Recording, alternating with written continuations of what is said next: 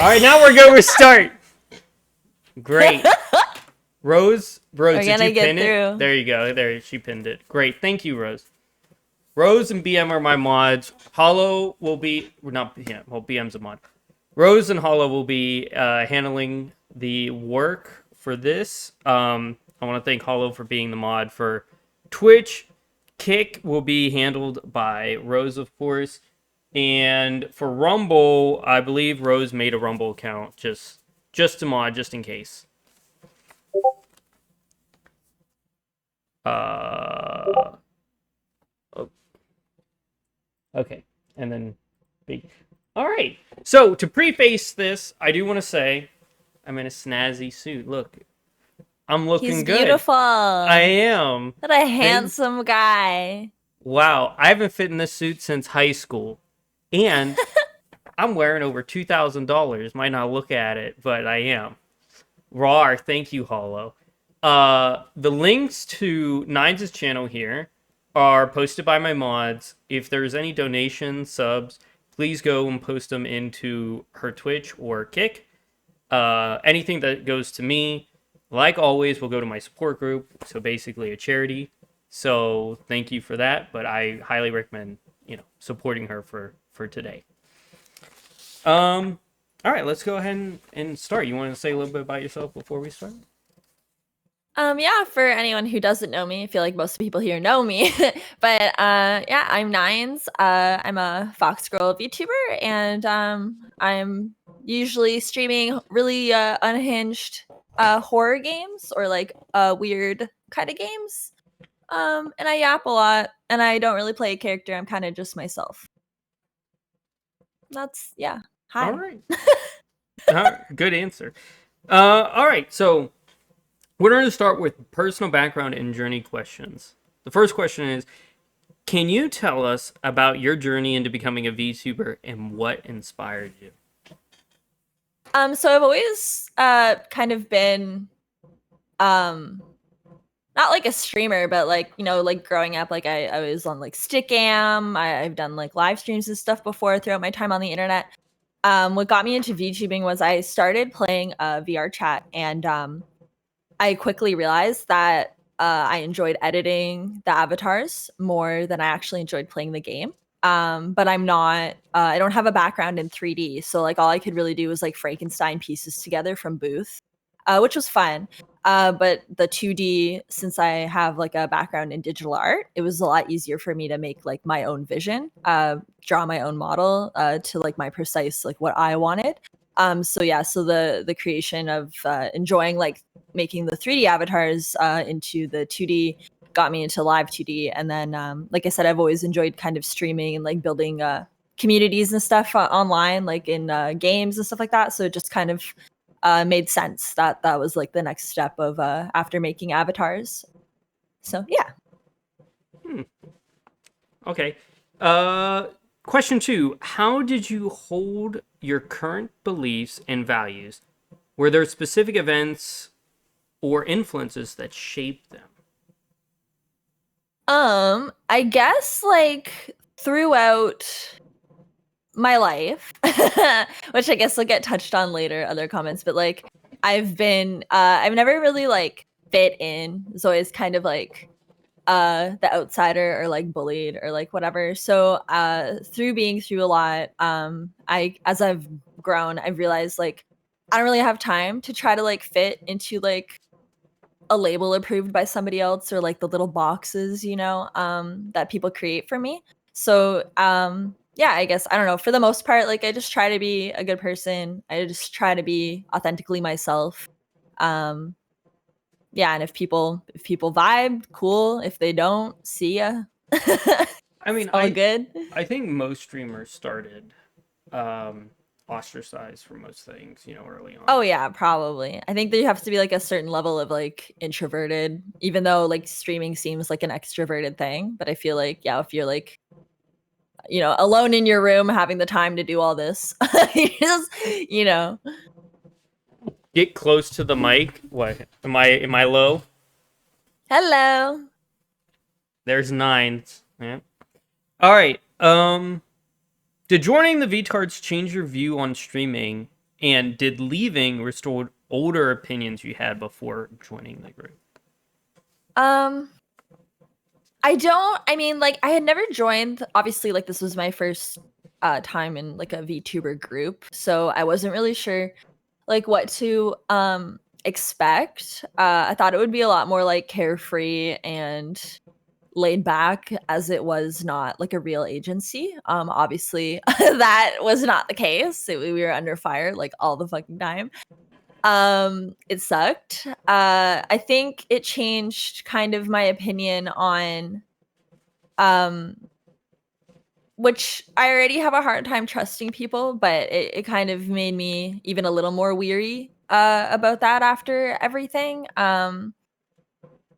But like for the most part, like anyone who already knew me or like was already a fan or a follower or whatever, like they know me and they know my stances and like what I believe in and what like I stand for and stuff like that. So I don't think there was like too much for me in terms of like restoring older opinions. It's just kind of like the new people that saw my name like attached to Vtard and like put me in that box immediately without knowing anything actually about me.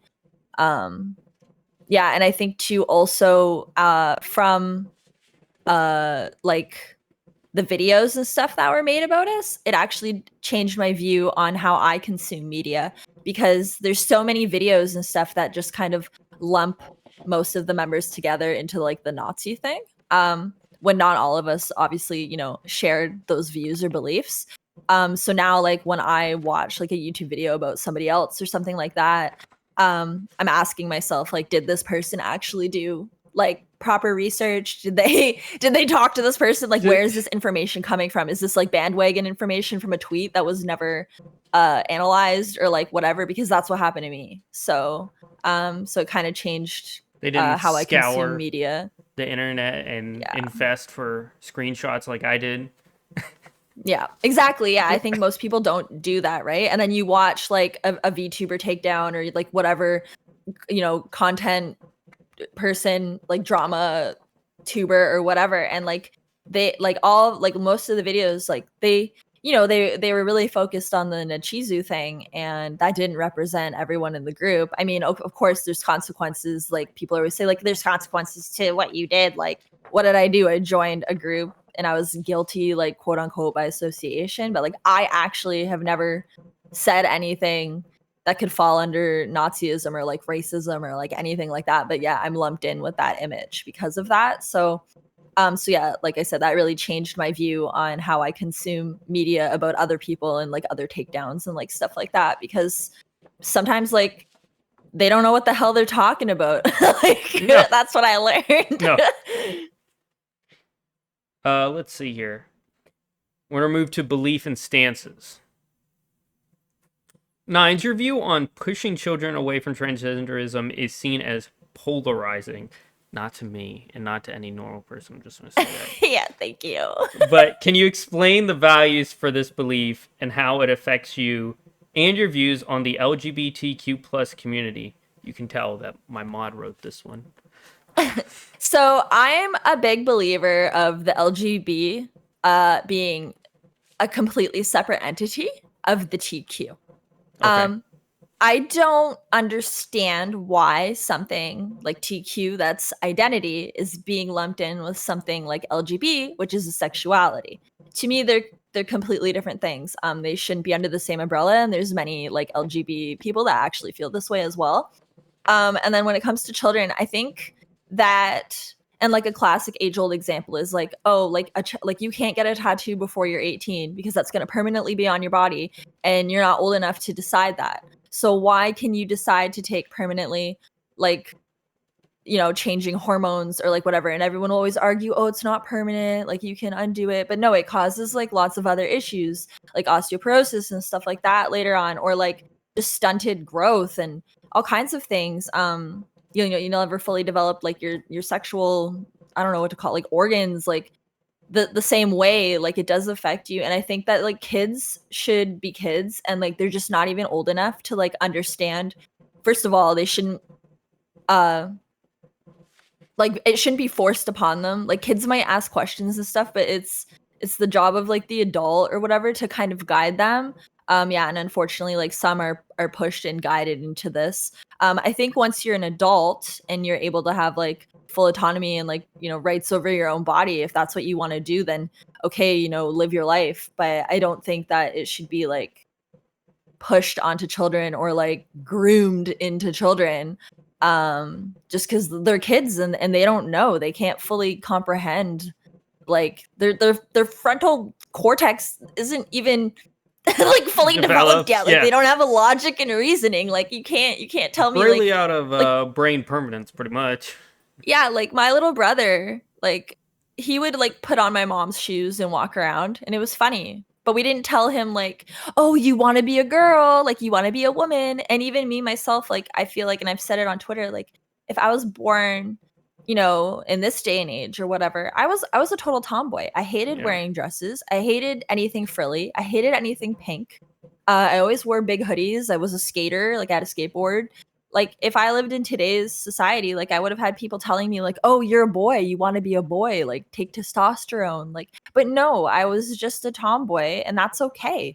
And now as an adult, like I love pink. Like my entire Yeah. apartment is pink, you know? Doing So I just yeah. masculine things doesn't make you a man, you know. And I think you fully Yeah. understand that. And I think even again, like I'm not obviously I'm okay with being a biological, you know, cis like female. But I think it would actually do more power to the cause to be a man who identifies as a man and wear eyeshadow or wear a fucking skirt if you want to wear a skirt and still be a man. If anything, it just is enforcing like the gender roles. And then what's even more crazy to me about all of it, like, you know, children aside, is like you have people that are genuinely trans and feel like they're trapped in their own body. And then they fight their whole life to be the opposite gender. And then someone comes along and they're like, "I'm non-binary, gender isn't even real." Like it just, none of it, it just doesn't None make of it really sense. makes sense. No. Yeah, Right. it's just like so I don't really care if you're an adult and that's what you want to do. That's your business. I'm even friends with some people. Like I've had really good discussions with like some trans people. You know, I don't hate them or anything, but I just think that kids should be left out of it. I think it is like an inherently like, I think it's a fetish for most people. I do think that there are people that genuinely, you know, transition and live their lives and are happier for it. But yeah, I just don't think it's something that kids should be exposed to or like taught to do before they're of age that they can decide for themselves. All right.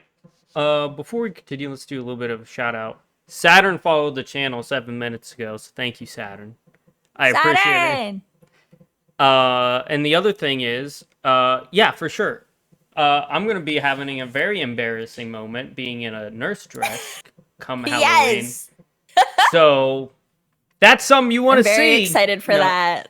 It's in like Asian girl size. It's gonna be bad. All right, question 5.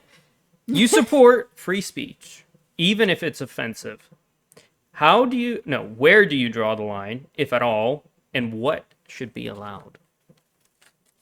So like in my opinion, right? Because like who am I? Who cares? But like in my opinion, people can say whatever they want, and there's nothing you can do. Whether you like what they're saying or you don't, they can say it. And that's just the world we live in. And it doesn't mean that I agree with everything someone says. I really personally, I really dislike when people bring it to a place of like wishing death on others or telling them to off themselves, or someone we all know telling someone else that they deserve to be raped.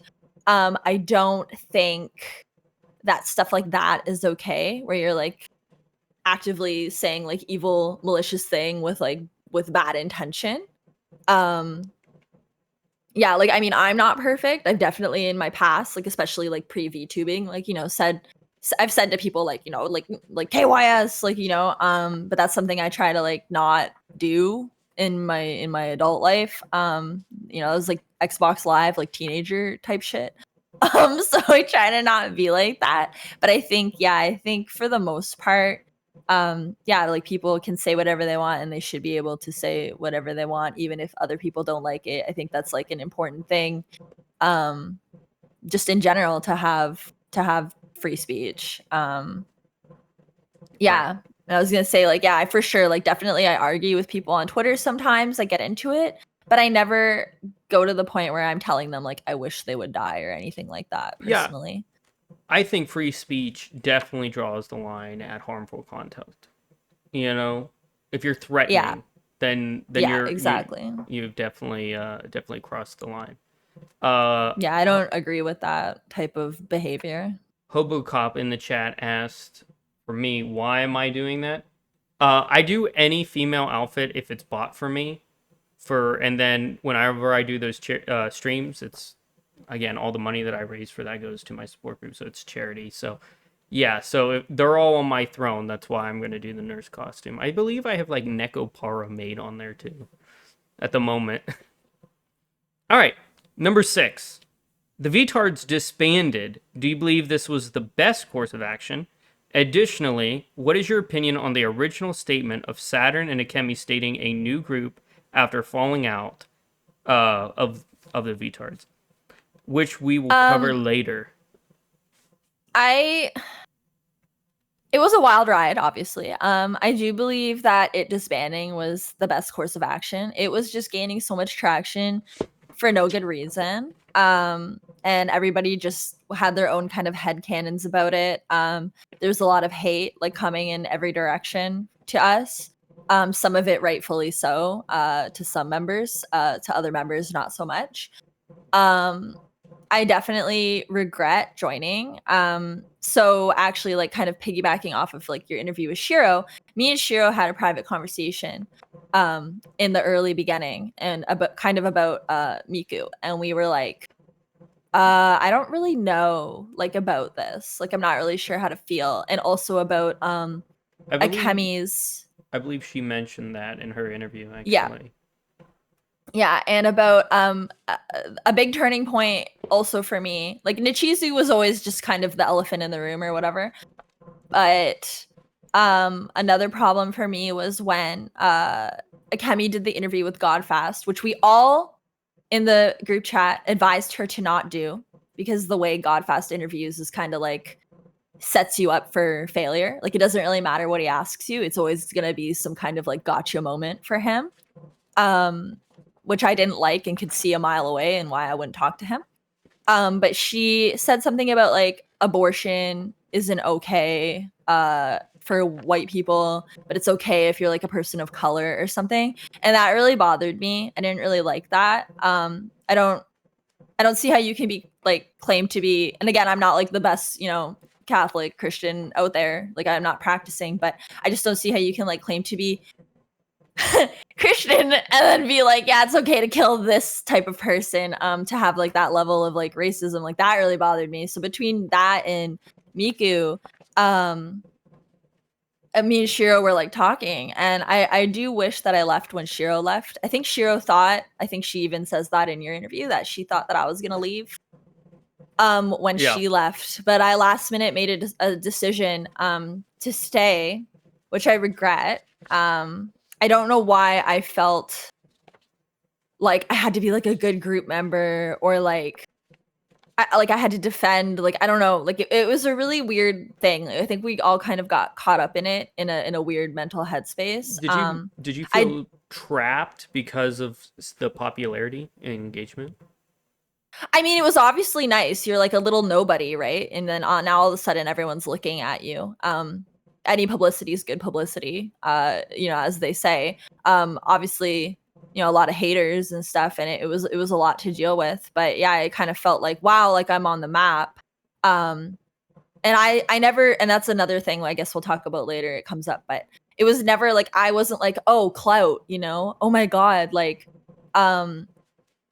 to join the group. Like, it was literally just like Akemi being like, hey, who wants to be in a group? And in my mind, I saw her and Shiro were gonna, like, Shiro commented on it, which I'll talk about later in another question. But I was like, oh, okay, like female friends, like-minded, like female friends, because I don't really have I don't keep a lot of people close. I don't have like a lot of like close friends, let alone female. So that was like kind of cool to me. That there was going to be like this group of girls. But yeah, and then once everything kind of hit the fan, and I was being like lumped in by like association to like all these different beliefs and stuff. Like I was never a Nazi. I've never been racist. Yes, I've said things about trans, which like I'm happy to talk about to anybody. I'm always going to defend science. Sorry. So I do think it imploding and breaking up was probably the best course of action for it. I think it was it was already too big for its britches, kind of thing. But yeah, I thought that like if I stayed and like just that was I was gonna say earlier. Like I was like, oh, I can just like defend myself. I can just say like, oh, well, I believe in free speech. I'm not XYZ. Like, I'm not a Nazi. I don't believe in this. But like, yeah, but people already It's like guilty public by opinion. association. Yeah, like there was nothing I could do. People didn't even care. So even though I thought like I could stick it out and like just keep defending my point, like it wasn't great. And then when I saw after everything that Akemi and Saturn were like, They're making fun of your sorry, Canadian moments. whatever, bro. Shut up. I'm chilling in my igloo with my maple syrup. Got my caribou parked outside. Shut up. Um, Uh, so yeah, when I saw that they were gonna make a group together, I was like, I'm not touching that shit. No, no way. Godspeed to y'all. Love ya. Do what you're gonna do, but fuck no from me. I'm not doing none of that. I saw people in their discords and stuff saying like, oh, I really hope Nines joins. So like I'm sad Nines left and blah blah blah. But I was like, nah, fuck that. I learned my lesson. I ain't no way. No thank you. Thank you, So Smooth. yeah. Thank you. All right. Number 7. How do you feel about? Well, I call them red, so I don't get deep like banned off of Twitch. So we're gonna say red from this point on. Whenever it's Miku, all right. How do you feel about Red being a man named? I'm not gonna say his name.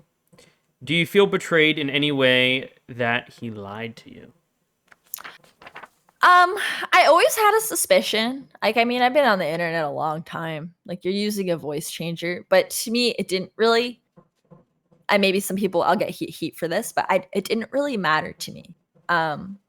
He never used the guise of being a female to do anything maliciously within the group. At least I can see how viewers and followers are like upset. I totally get it. I'm not I'm not saying that wasn't dishonest or something, but in terms of how it affected my actual interactions with him, it didn't offend me. It didn't it actually kind of made sense because I always get along better with men than women, and I feel like in the group during when we did collabs and stuff, I vibed the most with Red. So after it came out that he was a he, I was like, oh, that fucking makes all right. Like that makes sense. Right.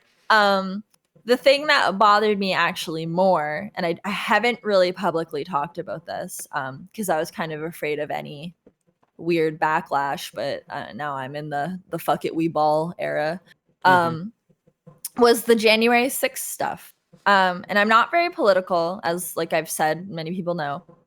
But I do believe in free speech and like all that stuff. But the January 6th stuff, like again, not that he was like an insane. He didn't break down the door himself or anything like that. But I do believe that we have a political system for a reason, and it's not our place to try and overthrow that just because we don't like the outcome or like whatever. And people might argue about that and whatever and be like, it's supposed to be for the people and blah blah blah, whatever, all this stuff. But like that just kind of made me realize, I guess it made it real. It made everything kind of real for me, realizing that. And I didn't really love finding out. Right. Yeah, so but in terms of being a guy,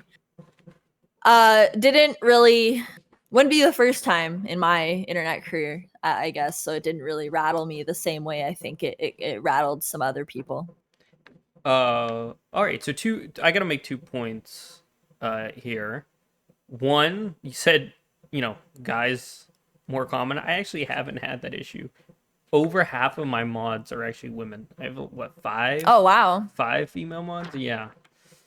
So that it's not common for me. I don't know. Maybe I get better along with girls. Yeah, Rose is here. Yeah. And Rose says, for this situation, I see it as not lying. Oh, and it's gone. Well, she but said, more privacy. But privacy, yeah. Yeah. All right. Number 8. Did you ever feel pressured to align with Red's Nazi-themed persona or Kemi's extreme stances given your own views? No, I never felt pressured. I'm very how do I say, like, sure of myself, and I know like what I'm about.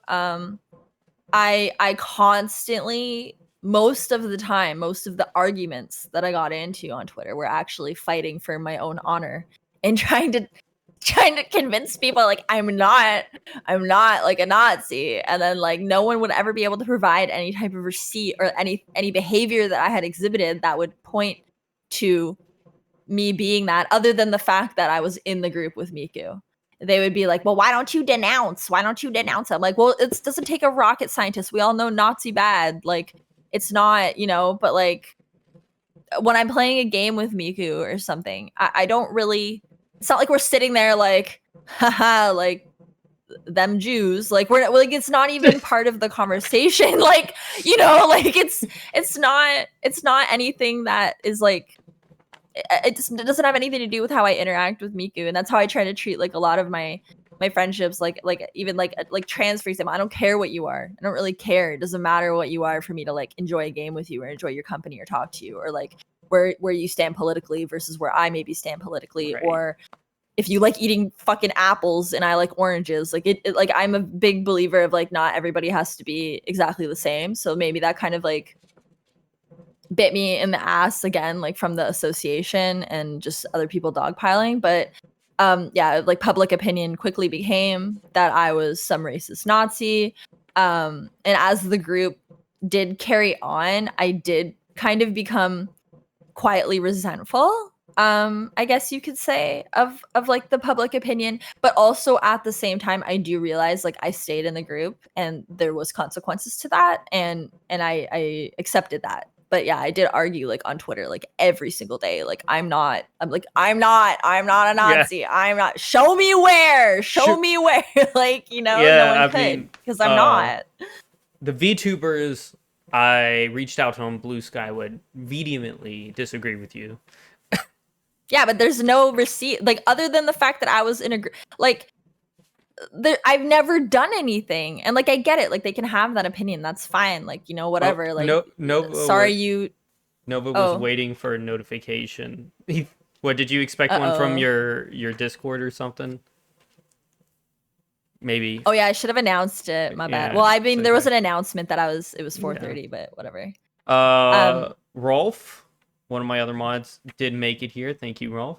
Normally Base says trans Nazi or wow.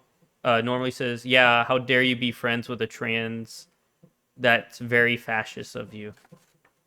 Funny joke. Many, of course, Doinker's here. He was one of Miku's head mods. He doesn't like him, but he's okay with him being around. Like, he's in my server, But he's my mod now. Yeah, yeah, you poached him. All right. Yeah, I don't know. It just I don't know. The whole that whole thing is so silly. Like I wouldn't do that. Like I just wouldn't do that. Like if I saw I have the critical thinking skill like unlocked, So I make my own opinions. I don't just be like, oh my god, this was a Twitter status, time to make it my identity. Like I just, I don't do that. So it's hard for me to grasp that other people are so bottom of the barrel. That's what it comes to, but it is what it is. All right, let's see here. I come from the land doinked under. Thank you. Hobo Cop says, wait, hold on what would you like to say, Hobo? Let's see. We're gonna wait just for you. You said wait, hold on.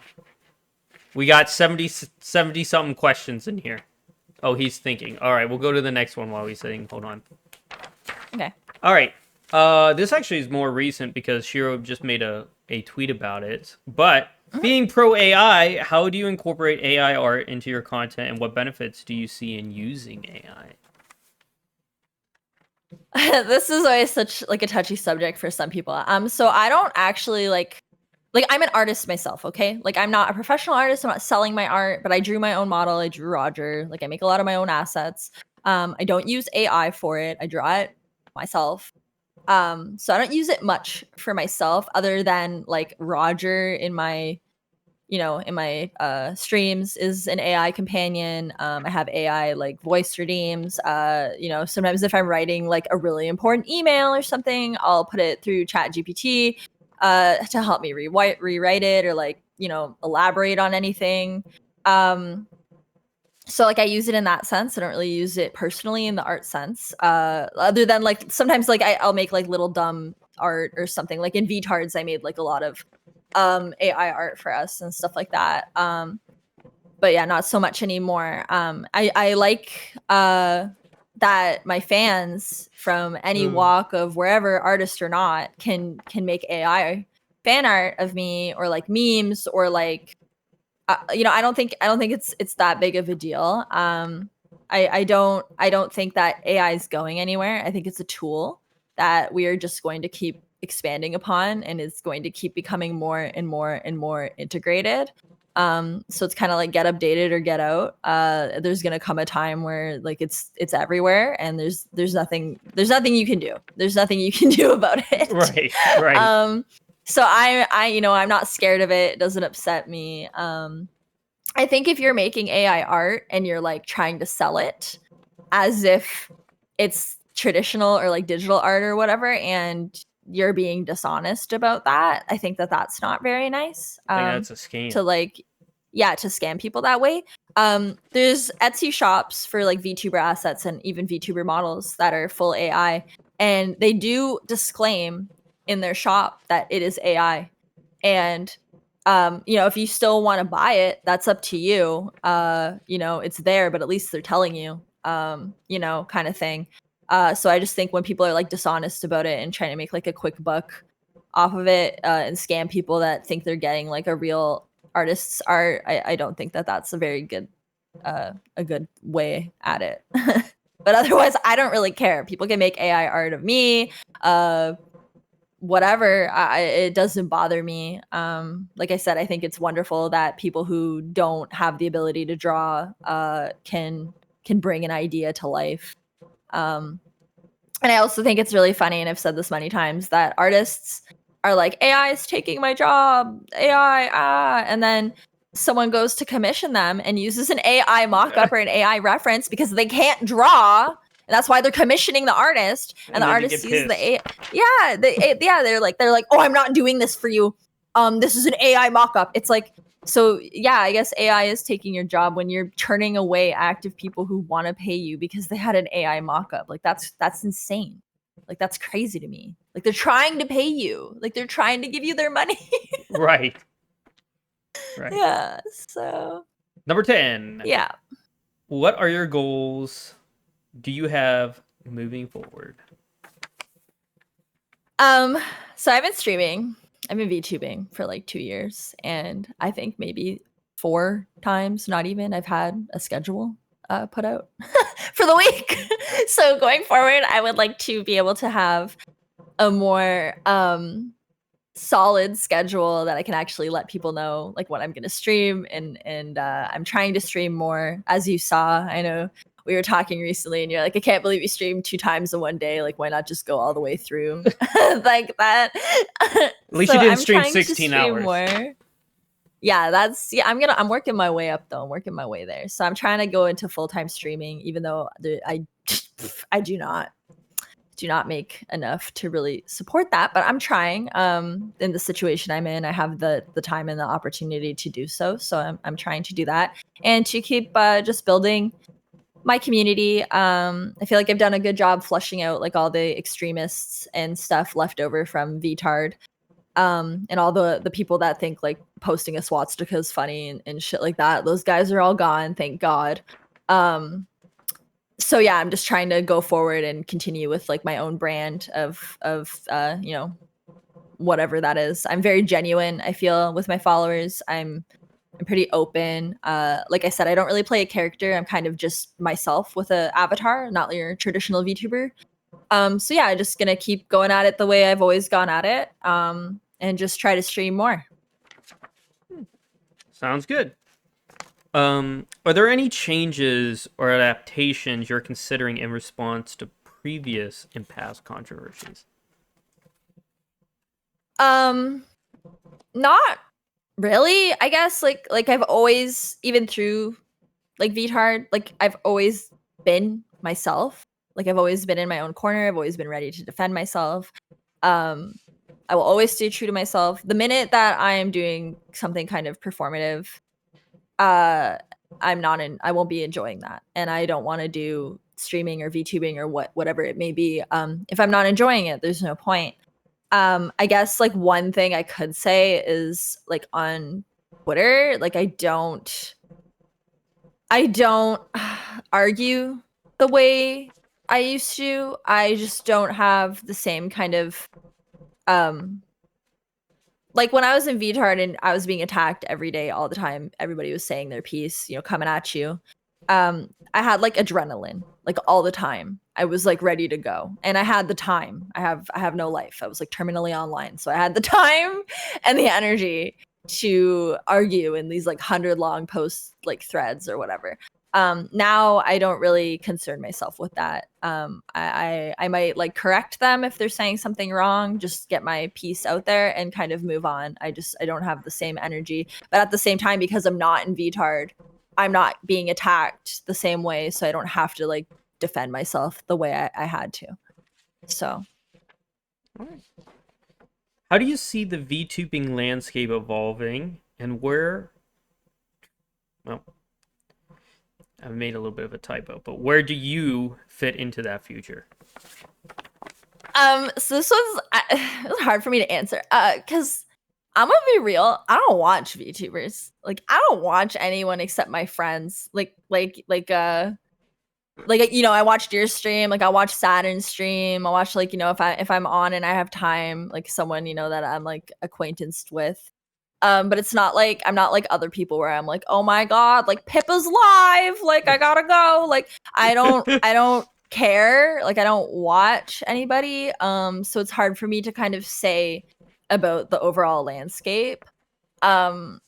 I think from like what I can tell on Twitter, a lot of people are obviously like sick of all the Google Docy and like drama and stuff like that. I don't know if that'll ever change though or shift. It's basically a bunch of piranhas in a tank like eating each other. Like that's what it feels like, because everyone's like engagement baiting, everyone's trying to like stay relevant, like be, you know, the forefront. I think maybe with the way Twitch is going, you know, obviously a lot of people are branching out and stuff, and I don't know what changes that will bring. But for me, and I guess my future, like I'm trying to focus on other platforms. Like I had Kick for a while now. I'm going to be starting YouTube up soon. I don't know if that's really necessarily VTubing or just like streaming as a whole for landscape evolving. But yeah, I'm just going to keep doing what I do, and you know, if like I said, if people like me and they want to hang out, cool. If they don't, whatever, see ya. Yeah, I don't really have plans to change up like my formula too much. I just enjoy being able to like yap and talk to people and show off the cracked games that I find. Yeah, right. So that's what I want to do. Yeah. All right, well, we made it through page 10, 40 minutes later. I mean, page 1, 10 questions. Here we go. One of like, what? I have 8 pages here. If you could change one thing about how the public perceives you, what would it be? If I could go back in time and never join VTard, I would do that. But obviously I can't. So I just wish that all Really? the like That yeah, surprises me. I wish, well, like I just don't like the connotation. Like I said, I've been labeled as like racist. I've been labeled as a Nazi. I'm not. I'm not those things, and it just sucks that I'm like alongside, in those YouTube videos and stuff. Not that any of them really elaborate on me too much. Like the biggest thing they have on me in those videos is I say trans women are not biological women, and again, sorry if science offends you. Yeah, like the You know, individual like that I I never. know is in chat right now. The VTuber that I know is watching this right now does. Yeah, like I don't know. Yeah, I just wish that I never had, like, I'm blocked by like probably over 800 people like on Twitter just because like there used to be a program that could show you. They stopped using it now, but you used to be able to see the number. Yeah, so just because I had like Vtard in my name or whatever, like people I've never even interacted with and probably never would have, and that's fine. But yeah, I just wish that wasn't, I guess, like word on the street. Like I'll see seldom time like someone will like DM me like somehow like something will come up, and then like someone will comment like, isn't that girl that was in the Nazi group or like whatever, and it's just like, yeah, okay, that happened, but like I'm removed from that now, and like obviously I can't like take that stain off my name. All I can do is move forward and be myself and continue to not indulge in that type of uh lifestyle or whatever you want to call that shit. Right. But yeah, so I just wish I wish the people that thought the bad things actually took the time, put a skill point into critical thinking, and realize that that's not me. That's all. All right. We're in the next set of questions here. Interactions with other VTubers. Nines, according to your community, which I reached out to, you get a lot of hate on Twitter/X for seemingly normal posts, which are, in my opinion, of course. Is there any justification to this hate, in your opinion? Or are you just keeping your stance on these opinions? Okay, I'm getting DM'd. You're hearing me getting DM'd on Discord because some people are upset. But that's okay. Oh. Okay, sorry. Damn. What the hell? Damned if you do, damned if you don't. Damn. Yeah, I know. Sorry I said that I'm not a Nazi. Like, it's okay. It's okay. Don't worry about that. Don't worry about that. oh, I ain't. Do not worry. I am not worried. But did you get the question 14? Do you need me to read it again? Yeah. Or do you get it? No, I got it. Okay. So I think I get a lot of hate because for the most part, and like again, this is touched on in other parts here.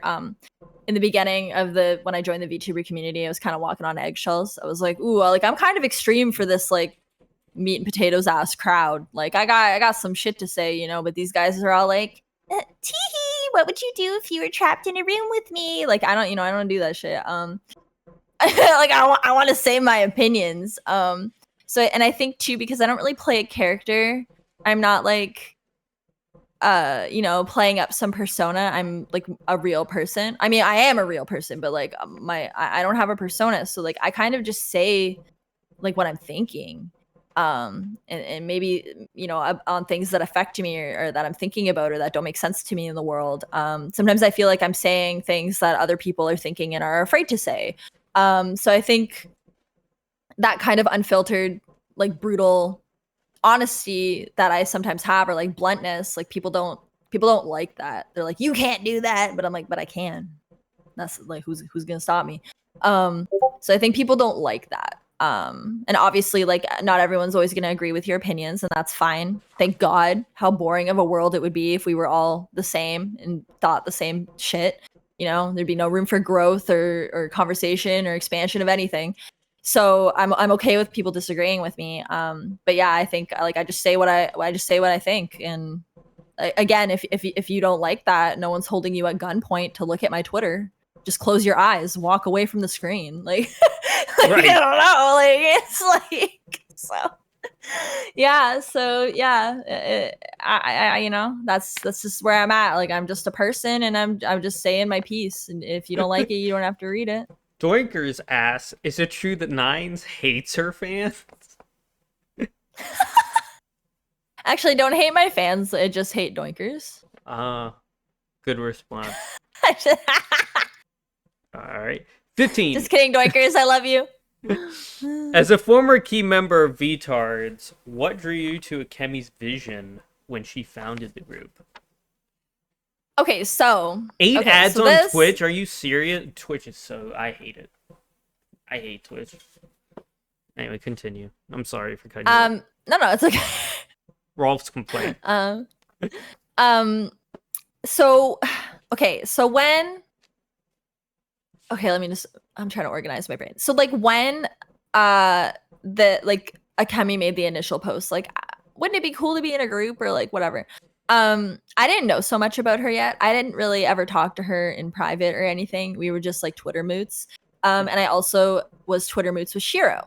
And they, like I said kind of earlier, like they were both sort of outspoken. They were saying shit that I felt like other people were kind of afraid to say, and more in the kind of vein of like, I didn't want to tiptoe or be like some lame like engagement baiter. Like I wanted to actually say my opinions and stuff. So they kind of like, I guess my algorithm like showed me them, and like I was like, okay, like cool, like these girls I feel like are like-minded to me to a certain degree. Not so much Akemi anymore, but back then. So when I saw that, I was like, okay, sick, like this could kind of be cool. And then I saw, Akemi asked who wants to be in a group, whatever. Then Shiro commented on it. Like let's call it Vtards, LOL. And then I commented on that with like the eyes emoji or something. I was like, sick, like this sounds fun. And then like a couple months later, actually, or like maybe a month later, Akemi like DM me out of nowhere and is like, are you still down to join the group? And I was like, okay, hell yeah. Cool, like this is happening. There wasn't like a lot of talk surrounding it. But I thought it would just be like a fun thing. But then when Akemi made the announcement to the group and was like politically incorrect, 5 based girls, whatever. The politically correct that I deemed from that, and again, it's not like she discussed this announcement with us or what was going to be said in it. It just kind of got said. I thought she meant like politically incorrect, like we were going to be saying retard. Like I had no clue, especially like I'm Canadian. I had no clue how like politically, like intrinsically involved like this group was going to become. And I just had no idea. So like my initial, like, I guess, perception of what the group was going to be was completely different of what it actually became. So what I was initially attracted to, like vision, quote unquote, was not what the group ultimately was. So yeah. Right. What fake off-brand suit are you wearing? Thank you, Cougs. I'm so glad you're so interested in it. No, it's imported. Yeah, from Doinkers, she didn't. Doinkers. It is crazy. Yeah. All right. Now to more interesting questions. All right. So these ones are going to be based on our DMs, and they were something that I made a long time ago for the original Vtard interview that never got made, and then I reworked them. So 9, you mentioned in our DMs that you don't think transgenderism or homosexuality is a sin, just opposing the propaganda on kids, and what shaped that stance. So I guess like, I mean, I am like, we know now, we've talked about that I'm Catholic. So I guess like in terms of like the religious like side of things, it's considered a sin. But like for me personally, like I don't like see like a gay person or a trans person and think like, you're damned to hell or whatever it may be. I'm really speaking in like broad terms here. But I do believe, like I said, when you're an adult, you can do what you want, as long as you're not hurting someone else. So to me, in my view, like again, pushing it on kids, like we kind of touched on this all earlier, is not okay. Like they're not old enough to decide, like, kind of rehashing everything that was already mentioned earlier. What shaped my stance, I guess, just like I do have like a person in my family affected by this shit, like watching it happen in real time. I don't even know I don't know. They're like, I guess like a niece. or they want to be a nephew rather. And they're like 14, and Right. like they have other issues going on, like autism and stuff, to the point where they're just like shitting their own pants, like they just like, but so like you can't like, how can I don't know how to say it. It's like it's like funny but sad, but like you're not competent enough to deal with that on your own. But yeah, I'm supposed to like be like, okay, but you can decide from things you've seen on the internet that like you want to be a different gender. Like it's just like, also they think they're a cat. They're one of those. So it's just like, I don't know, I've seen like the effects of like the online like propaganda or whatever, so to speak. So it just, I don't know, it kind of bothers me. And like I feel like there's so many other kids, like there's like that case where the mom and the dad were like separated, and every time the little boy went with the mom, she would like tell him he's a girl and stuff, but like he didn't really want that. And then it fucked him up. And then he would go back to the dad, and the dad would be like, what the hell's going on over there, and shit like that. And I just think like they should just be kids. Like they shouldn't be worried about that. Like kids don't think about their identity. They don't know yet. They shouldn't have to worry about that. You should just let them be kids. And me, as someone who had my childhood kind of taken away from me, not to transgenderism or anything like that, something completely different, but I just think kids should be allowed to have the opportunity to be kids. I completely agree with you. Obviously, I'm not going to get into the stance, what happened between, my situation, and Ella, but I completely agree with this. Hollow asks, what's the line between pushing it on kids and educating them to be accepting of others, or is there no difference?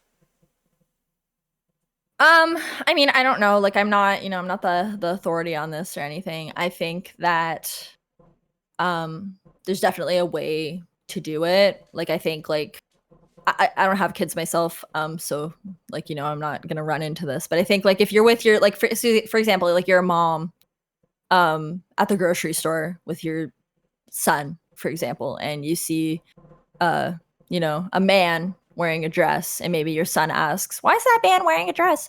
And the mom could just simply say, because he likes it, he thinks the dress looks good on him, or whatever. You don't have to demonize, but you also don't have to be like, tell them the whole thing. Well he was born in the wrong body and blah blah. Like you don't have to, like, I don't know, like kids are just gonna ask questions and move on. It's the same about like gay people. Like there was like kids being like, oh, why are those two men holding hands? And you just simply say, because they love each other. It doesn't have to be like, kids aren't thinking on this other level. They don't even know or understand. So I think like it's okay to like say like that type of stuff, but you don't have to start like being like, well some people feel like they're in the wrong body. Do you feel like you're in the wrong body or whatever? Or if your little boy like puts on, like my case, my little brother would wear like my mom's high heels and walk around, and we would laugh our asses off. We didn't start asking him like, do you feel more comfortable in those shoes? Do you like, like we didn't like push anything on him. We just let him be a kid. Like, like I don't know if that makes sense what I'm trying to say, but if you know what I mean. Yeah, I agree with you. I do. Yeah. I think you're right there.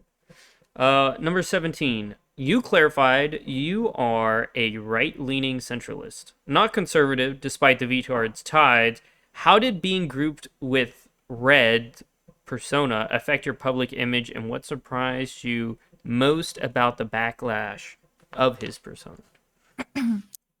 So in the beginning, much like Shiro, I did kind of think it was like an ironic thing.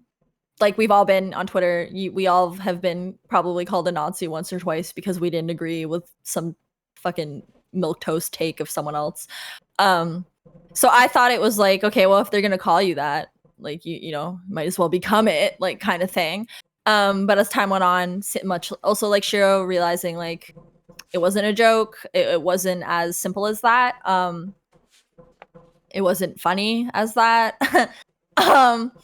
Yeah, everyone kind of lumping me in, like we talked about again earlier. We kind of touched on this, like lumping me into that, like I'm a Nazi, I'm a racist, all that shit. that affected my public image. Like even that, like that person that, you know, you're saying the VTuber that immediately was like, that asked the question or whatever. Like there's just people that, that just really think that I'm that, and I'm just not. So, and I guess to what surprised me most about the backlash was that, yeah, like people, just kind of bandwagon. They don't really do their own research. They don't really, I don't think they even care to. I think they just want to like get in on what's relevant and like just, you know, say their piece or whatever. I don't know why, but like we all do it. Like I'm not innocent of this either on Twitter, but I do research before I start saying something. Like you know, I don't just like start slinging opinions. Like I am versed on what I'm talking about. But yeah, that really surprised me. And back to like also what I said, how I consume media. Like, yeah, like how many YouTube videos have I watched that's misinformation about someone or lumping someone else into something that they actually aren't doing or guilty of, you know? So that was really surprising to me, just to see, and maybe it shouldn't have been because it's the internet, but just to see how many people just can't think for themselves or form their own opinion was crazy. Right. Okay, so you emphasized not having outbursts. Now, the reason in this DM, I want to preface this. The original script I had for the Vtard intro put Nines in a horrible light. Like the people that I talked to really put it out. So we're gonna answer this question more. How do you say methodical? Just arguing back on Twitter. How is your thick skin built from online years help you handle the bandwagon takes from your early VTuber vids / streams? Just arguing back. Like I don't know, like I'm sure anyone can call anything they see a crash out or whatever. I really don't think like I would call it an outburst. I guess like, you know, whatever, you can call it what you want. I wasn't like sitting there like foaming at the mouth or anything like that at any point. You know, people are gonna say, of course you're gonna say you weren't doing that. You know, but I don't really care because I know. I think I touched on it earlier too. Like I have a lot of free time, or at that time I did. To a degree, arguing to me is enjoyable, depending on what it is. Not enjoyable, but like I don't know, interesting, I guess. Like it stimulates my brain. I'm like, what the fuck? Like, how is this person like this kind of thing? So, I typically don't feel like I'm super aggressive in terms of like I'm not telling people to like off themselves or like anything like that, but uh I will get into it if I need to. And at that time, like it was every day, all the time. Hate coming my way. And I maybe shouldn't have chose to like engage and defend myself on every post, but I did. I had the time, and I wanted to. So yeah, I guess people, like I said, they can view it as like an outburst or whatever, but I really personally don't think I was like losing my mind or anything like that over shit like that. I've been online for a very long time. I've been online since 1997. I've gotten it always day one. Like, yes. Yeah, Well, that was my first time on the internet. Everyone get the Hags Max jokes ready. But like, for example, like I was like 13 and I got my first hanging out in TeamSpeak and like playing Counter-Strike 1.6 for the first time and talking on comms, and immediately like, shut up, make me a sandwich, why are you in here? Like, you know, like it just I've had it since day one, like people being aggressive online, whether it's because of something I said or just simply because I'm a girl or whatever it may be. So it takes a lot. Things kind of just roll off me. I don't like dwell on it. Like I just move on. It's the internet. It's not that serious. A lot of these people don't have adult lives yet, or like real lives. They don't know what like taxes are. They don't have any real responsibilities. So a lot of what happens, I feel like, on the internet sphere is like their end all be all of like their little bubble of experience. So for me, it's like this is just one tiny portion of my life, and there's way bigger, more important things going on that I don't write this as like core memories or anything. So that kind of helps me not really give a shit what people say for the most part. Yeah. Doinker said anything past 18. Um, well, Rose just turned 19, so Rose, you should really mess them up for that one. Second, Hobocop said, I used Windows Live and AOL. I think a lot of people used AOL. That's pretty common. Yeah, I started on AOL. Yeah.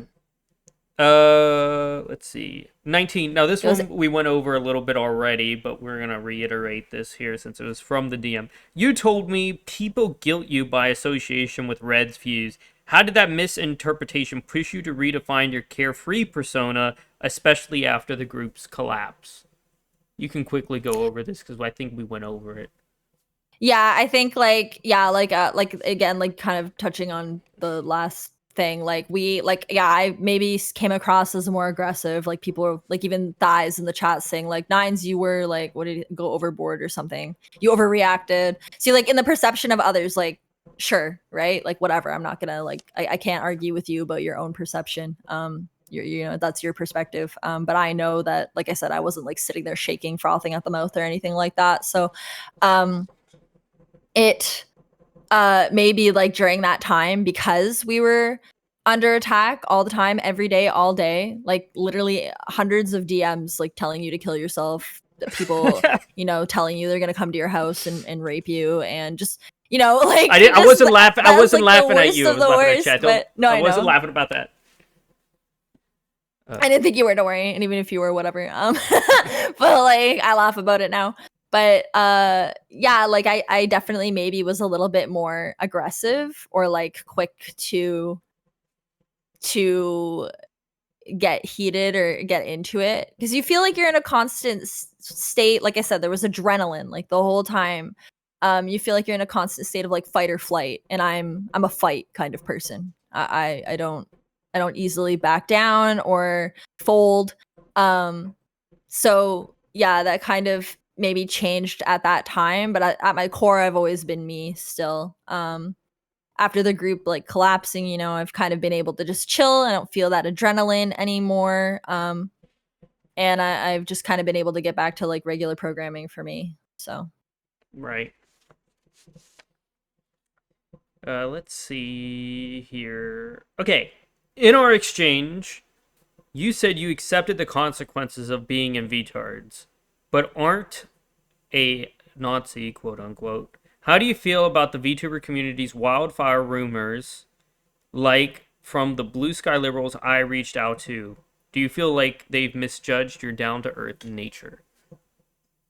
for sure, but they're on blue sky, so what do you expect? You know, I don't gotta say much more. No, but like they didn't take the time to know me. They don't know me, and they didn't take the time to know me, and that's fine. That's fine. You know, the world is bigger than this little corner of drama on Twitter that was happening.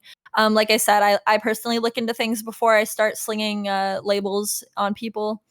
You know, and the kind of people that are like that are just gonna bandwagon and can't form their own opinion, aren't really the kind of people I want in my community anyway. So like cool, like thank you for not interacting with me, I guess. Like I said, I keep saying I like critical thinking. I like people who can form their own opinions. So they can keep spreading those rumors and saying what they want, but if anyone ever actually took the time to look into any of it at all, they would quickly realize that I'm nowhere even near, I'm not even in the same zip code as a Nazi. So, yeah. You mentioned in RGMs that no one, not a single person, asked for your side of the initial coverage of the story. Looking back now, how would you have explained your experience based on opinions on the, well, trans issues to those early critics? This was also, you know, a reference to some of the people I reached out to. Cougar, So the WTF, stop pooping. Don't worry. That's Coos. That's what he does. It's okay. It's all right. That's how he is. So the only two people that actually talked to me were the 2 interviews that I had done. All of the other videos that were not like interview or whatever, like they didn't ask us shit. They didn't talk to us. They didn't reach out at all. And they all only kind of briefly touch on me. It's just like provocative, I think, in the video to be like, they're Nazis and they're racist and one of them's even a transphobe. It's like whatever, get your clicks, like chill, like whatever. You know, it is what it is. I said what I said. I stand by it. Trans women are not a biological woman. I'll die on that hill. I don't fucking care. So I don't like, again, that I was lumped in with the racism and the Nazism and all that shit. I would have said what I've said here today. Be what you want when you're an adult. Do what you want. Express how you want. Love who you want. Dress how you want. Whatever. But leave the kids out of it, please. They don't understand. They don't know that, don't stop grooming the children, just because y'all can't have any. Like, stop making mini, like, it's just so annoying. Like, that's my stance. And I don't think that that's crazy. I don't think that that's hateful. Other people can, they're welcome to think so. But especially with everything, like I said, I can't deny science. Like, sorry guys, like, it's facts over feelings. It's biologically, we are fundamentally different. And just because you put on a skirt or take some hormones and put on some mascara, you're not a biological woman. Yeah, it's not what God made you. You can't change exactly. What God made you. Yeah. Crayon says, is Cougar Indian? Nah, he's the furthest thing from Indian you can get. He is a white Air Force man. He's a good friend of mine. I like him. Rolf says, classic Cougar. Rose says, it's not racist if you hate everyone equally. So true. So true. Yeah.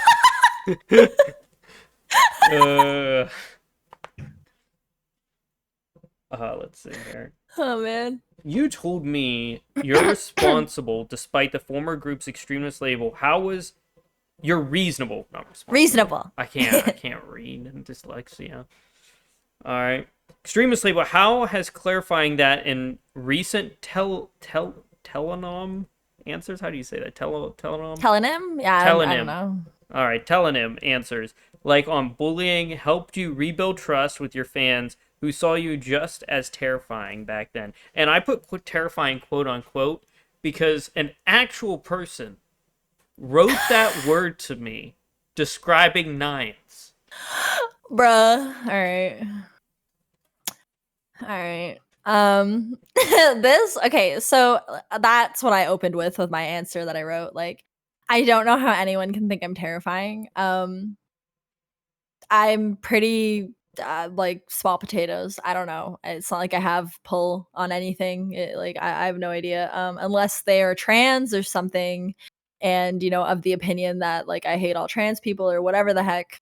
I really don't know how I'm terrifying. You're right. Sorry, it's because she's Canadian. The Canadians are terrifying. Hollow, get out of here. You're Canadian. By the way, Hollow's Canadian too. It's the other. Oh yeah, hell yeah, I represent.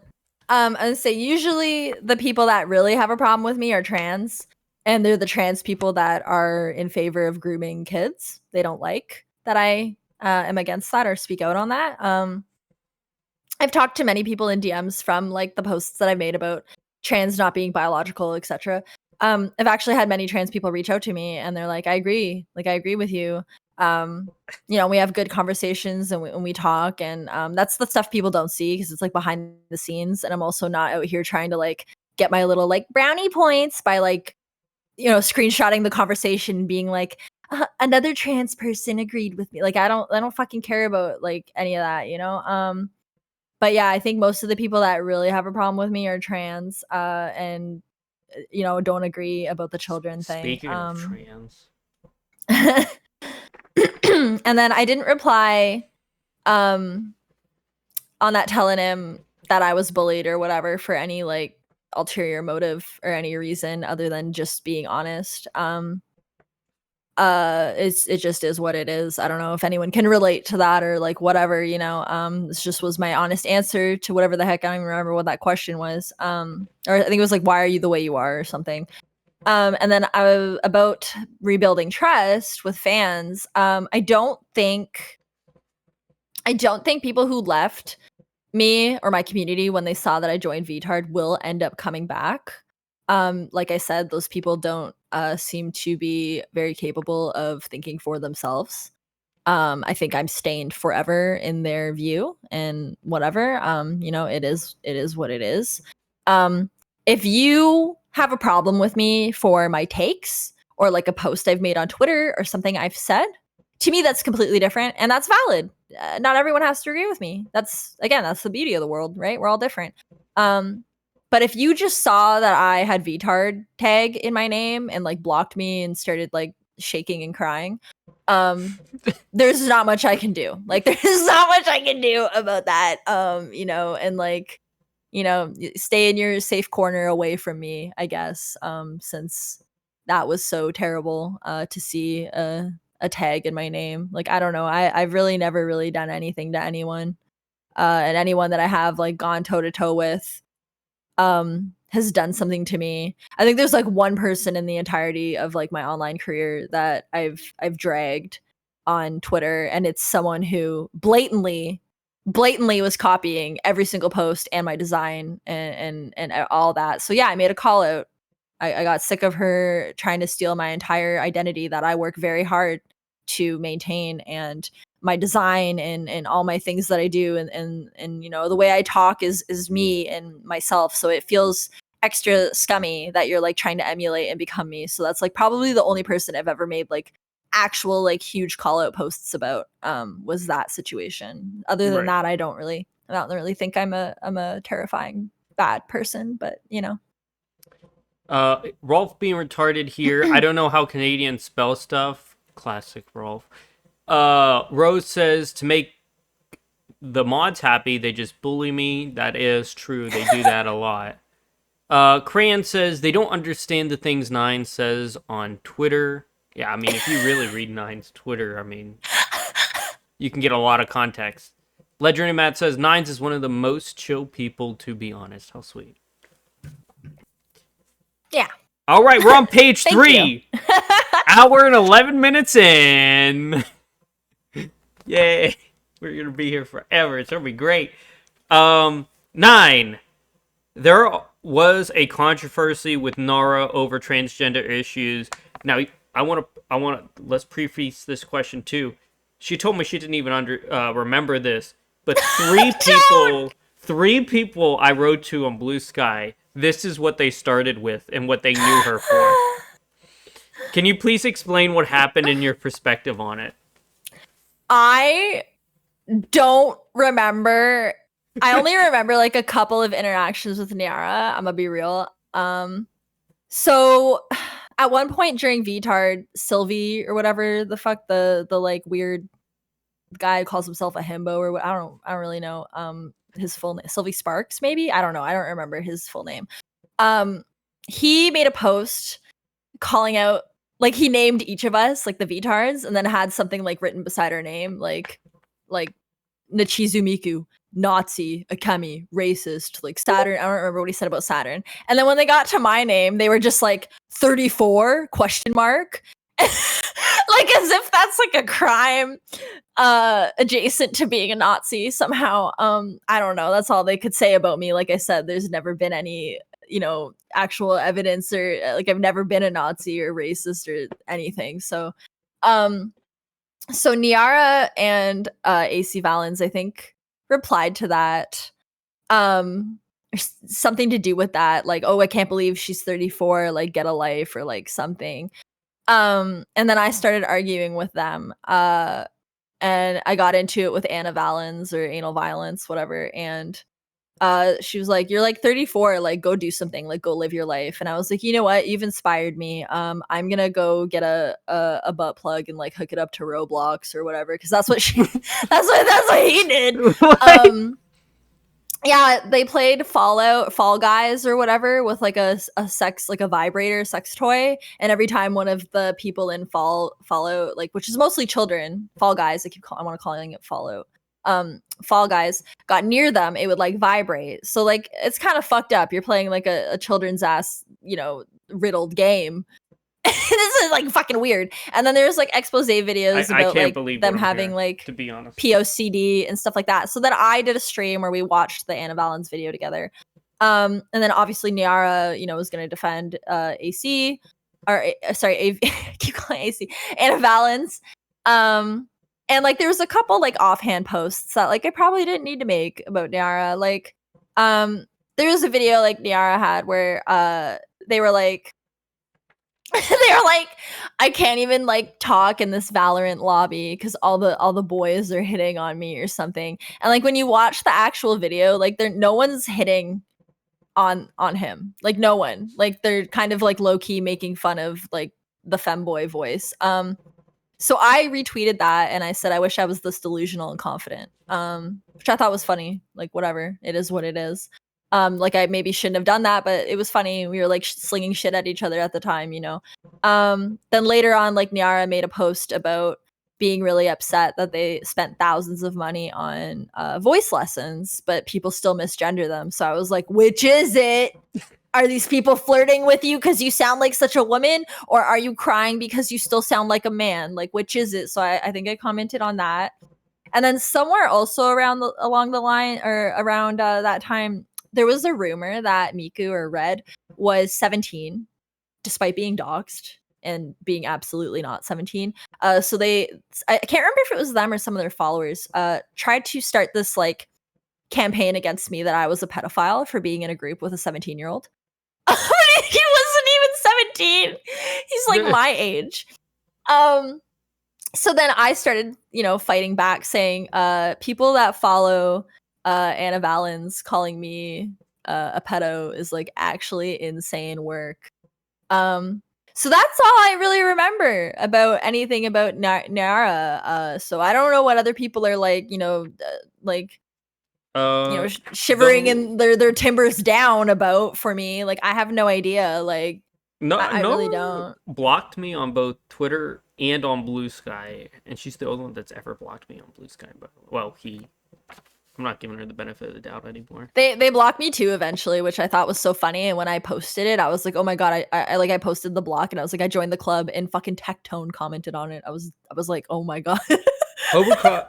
Hobo says Nara spent countless hundreds of dollars for voice training. Still sounds like, training to sound like a woman. Still didn't refund. Rolf said, bro, spending $1K on voice lessons, not having any progress is wild. Yeah, Rolf does voice the post training. They were crying about. All right. 24. A Part 1X about killing yourself raised concern among your community. Can we get clarification? Was it a joke? And how are you handling your headspace? So I probably shouldn't have done that. It was never like a real risk. My headspace was fine. I was trying to prove a point. I guess you could call it more of a social experiment that was probably done in very bad taste. And looking back, I would never do something like that again. So yeah, I felt bad after, definitely. It wasn't meant to scare anyone or anything, but I was getting told to kill myself like 100 messages a day. So just simply because I joined the group that had Red in it, right? Right. Like again, I've never done anything.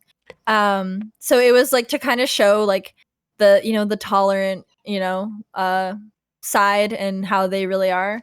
So it was really like funny to just see them all wishing me to kill myself every single day. And then when I posted that, they were like, you just want attention. So it was kind of like a bad attempt on my end. Maybe could have been better, treated with a little more grace. Yeah, to kind of show their behavior. But like people were retweeting it saying like, my fellow Xers, like we can make a difference, vote yes on a good cause and like shit like that. And that was the kind of behavior that I was trying to expose to prove a point that and they're not tolerant at all. I can completely understand your headspace. Like personally, I get death threats, kill yourself recommendations. I mean, you can ask any of my mods about the subreddit that was all about just hating me and what we talk about, since we're not a fan of non-binary people. By the way, I want to point out, there is a non-binary person in my Discord, so I'm so glad that you're telling me to kill myself and, threatening me. It's not even like I hate them. They're allowed in my Discord. Anyone is. I don't really care. All right, so I completely understand where you're coming from here. I think I get it. Yeah, it just probably, like, again, like, it looked like in poor taste, because there are people out there that, you know, do say stuff like that online, and it is a risk or like a mental health thing or whatever. So you know, like I said, it probably could have been done in a different, more graceful way in respect to that. But yeah, my bad. The subreddit was funny. Yeah, it was funny to us because, you know, if they ever show up in my house, I have a whole arsenal. But to a person that can't handle it, like, that would freak them out, you know? He is the dawn of everything, mind you. Reddit is cancer, true. Yeah. 25. Some say you are only doing all of this drama for clout. And by some say, that was 2 people. And one was a streamer. Okay. And one was an individual that I know. What's your response, especially given your carefree stance on most subjects? Well, I never did it for drama or clout. Take it or leave it. I mean, I know, you know, what I I know who I am. Like I said, the group was never discussed. We just kind of all got hodgepodge together. If I cared about drama or clout, like, there's way more different and widely relevant hills to die on. I would have way more viewers by now. I would be doing much better. With the group, I just kind of got caught up in something that became bigger and more public than I ever thought it was gonna be or was meant to. But yeah, if I wanted, like, clout, like, I would, like, I'm not talking about the Emaru situation. I don't talk about, like, all this Palestine shit. Like, I'm not, you know, there's so many other things. I didn't really weigh in too much on the Cinder drama, except for, like, one comment, which we'll talk about later. You know, there's just, like, a lot of other things. I would do engagement bait. Like, I'm very against, like, all those kind of things. So I don't know, like, you can say that I want drama and clout if that's what you want to believe, but for someone, if I want drama and clout, I'm not doing a good job. If that's the case, is what I'll say. Saturn wrote, I guess I'll have to be next on the Dawn interview chopping block now that my 2 girls have done it anyways, lol. Yeah, I'll get to work on that. Speak your truth, Saturn. I will make questions. Me and BM and some of my mods will go around and we'll make questions, and we'll get to that. I saw your comment, the DM. That will happen eventually. That will happen before I do Reds. I'm doing Reds last because his is gonna be something else. I just want to quickly touch on Hobocop saying, but what about Palestine Nines? I'm gonna be real. I don't follow any of that at all. I don't know what's going on. I don't really care. I don't care if that gets me heat or not, but I don't really know what I'm supposed to do from my downtown apartment to help or not help, or I don't even know I don't even know. I just don't even know. I just don't. It doesn't affect me. I don't like. I don't know, man. I don't really care. I don't. It's know. half like, across maybe the that's world, terrible. right? Like, I don't know. It's Does like it when people affect do you? protests here. Like, people do protests here all the time for, like, this thing or for, like, other things. Like, in I think it was Iran. Like, they murdered some girl for taking off her, like, hijab thing or, like, whatever. So they, like, took to the streets and blocked entire intersections. And it was like, all you're doing is making everyone in this country find you fucking annoying because I can't get to work on time. What do you want us to do from here? What do you want us to do from this country? Go back to your country and protest there, and maybe you can make a difference. But I really don't understand what you want Canadians to do. Like, it's sad. It shouldn't happen. But what do you want me to do? Like, I don't get it. Like, it's just, I don't know. So anyway, that's my stance on that kind of shit. All right. The 26 is super long. But I do want to make one more thing. The Saturn interview, since she just mentioned it, that's gonna be the next one. We're gonna move that to the next one for sure. It makes more sense that way to do 3 girls in order. All right, 26. This one had to be rewritten, and I literally rewrote, like, so Nines here wrote to me to rewrite 26, and I rewrote it the moment she wrote to me, and it's kind of long, but I hope you formulated an answer for this one. I sure did. Okay. Nines, during the events of the fall of the Vtards, you went offline and locked your Discord. To quote you, you did this for damage control and to avoid being doxxed, then returned after the doxing occurred. During that period, please share with the listeners your thoughts and how these events affected you mentally and emotionally. Did this isolation from the internet and from the events before being doxxed help you in any way? Additionally, now that the group has fallen apart, do you miss the group's dynamics in a general sense? So yeah, when I saw the first 2 members get doxxed, I knew that I was somewhere on the list, that they were going to be looking for me. So yeah, I kind of went dark on the internet. I didn't say anything because obviously, like, these people have me under a microscope, right? Like, I'm not gonna announce like I'm gonna go do damage control. Everyone, be back. Like, obviously, you know what I mean. There's a certain type of way you got to deal with this type of shit. You got to leave people in the dark. Unfortunately, you can't announce everything that's happening with when things like that are going on. At least that's the smart thing to do. So I went offline and I scrubbed everything that I possibly could. They had archives of Discord and stuff like that. I had to I deleted a ton of shit before they got their little nasty pause on that. I actually had simulated the exact path that they took to dox me. So I knew it was coming, and I knew it was only a matter of time. So I was just waiting. I ended up being the last one doxed, and they themselves even said that it was a challenge and that I did a good job trying to evade. So I was just waiting. The thing that ended up getting me doxed was something that I wasn't willing to get rid of that account, and also, even if I deleted that account, there's cache online of the previous usernames used that are attached to that account. So had I even deleted that, I just would have been out like that, and then also still have been doxed. So there was really nothing I could do at that point. It's not my first time being doxed, so mentally I was kind of just like, whatever. Like I said, I've been online since 1997. This definitely is not my first rodeo or worst rodeo that I've been in. So it was not really a very big deal to me. I've been famous on other platforms, like multiple, way bigger than I'll ever be as a VTuber. So this shit ain't nothing to me, man.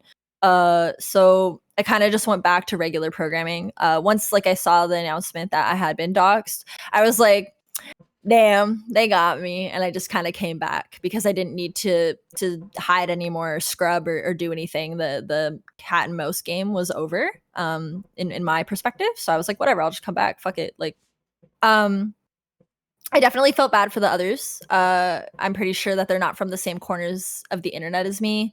I'm pretty sure they've never had to deal with the things that I've had to deal with on the internet. So it was probably quite jarring and scary for them, having this happen for the first time, I would assume. So I did feel really bad for them, and a few of them really did go through it, like, mentally. Yeah, and there's more that I would like to say, or there's more kind of to the story, but I know that this is probably going to get around. Certain parties will be tuned into this, so I can't elaborate on reasonings that I had, even though I would like to, unfortunately. Yeah. And then as far as the group dynamic, I mean, the collabs were fun. The collabs were a good time. But you don't need to be in a VTuber group to do a collab. I mean, I could still collab with whoever I want. But yeah, in terms of like the actual group, like, we didn't really do too much talking and stuff like that together. Like, it was all kind of just like when we did collabs and stuff was like the most interaction, which those times were fun when we weren't like fighting on the internet or defending ourselves or like saying certain things or like whatever. So and I guess in a sense you could say I miss that, but overall I regret being in the group, and I don't miss the group. The only good thing that I got out of the group was meeting Saturn. Oh, how sweet. That was pretty cute. All right, we're going to go over to recent topics now. Nines, you announced you will be streaming to YouTube alongside Twitch and Kick. With this quote, I'll be streaming to YouTube as well as Twitch and Kick. That just quoting you. What factors led to you expanding the platforms? How do you think this will impact your community engagement? And do you plan to multi-stream to other platforms outside of those three? I guess like just right now, a lot of streamers are moving to other platforms. They're trying to expand with like the landscape of Twitch and all that shit that's going on with Because that. of Dan Clancy. Yeah, just in the viewer shit, like just all of it. Just yeah, I don't know. It just makes sense to kind of not keep all your eggs in the one basket. I don't think it's gonna give me like big growth or anything like that. Like I might get maybe some new viewers, but I think typically like I think it's gonna be more people migrating from one thing to the other. I don't think it's gonna give me like some big growth spurt or anything. It's more about like kind of maintaining what I've already built, I guess. I've had viewers ask me like if I would like to or if I could go on YouTube. Implying that there is somewhat a place for it there for some of my viewers for my stream. And eventually it would be cool to stream, I guess, also to Twitter.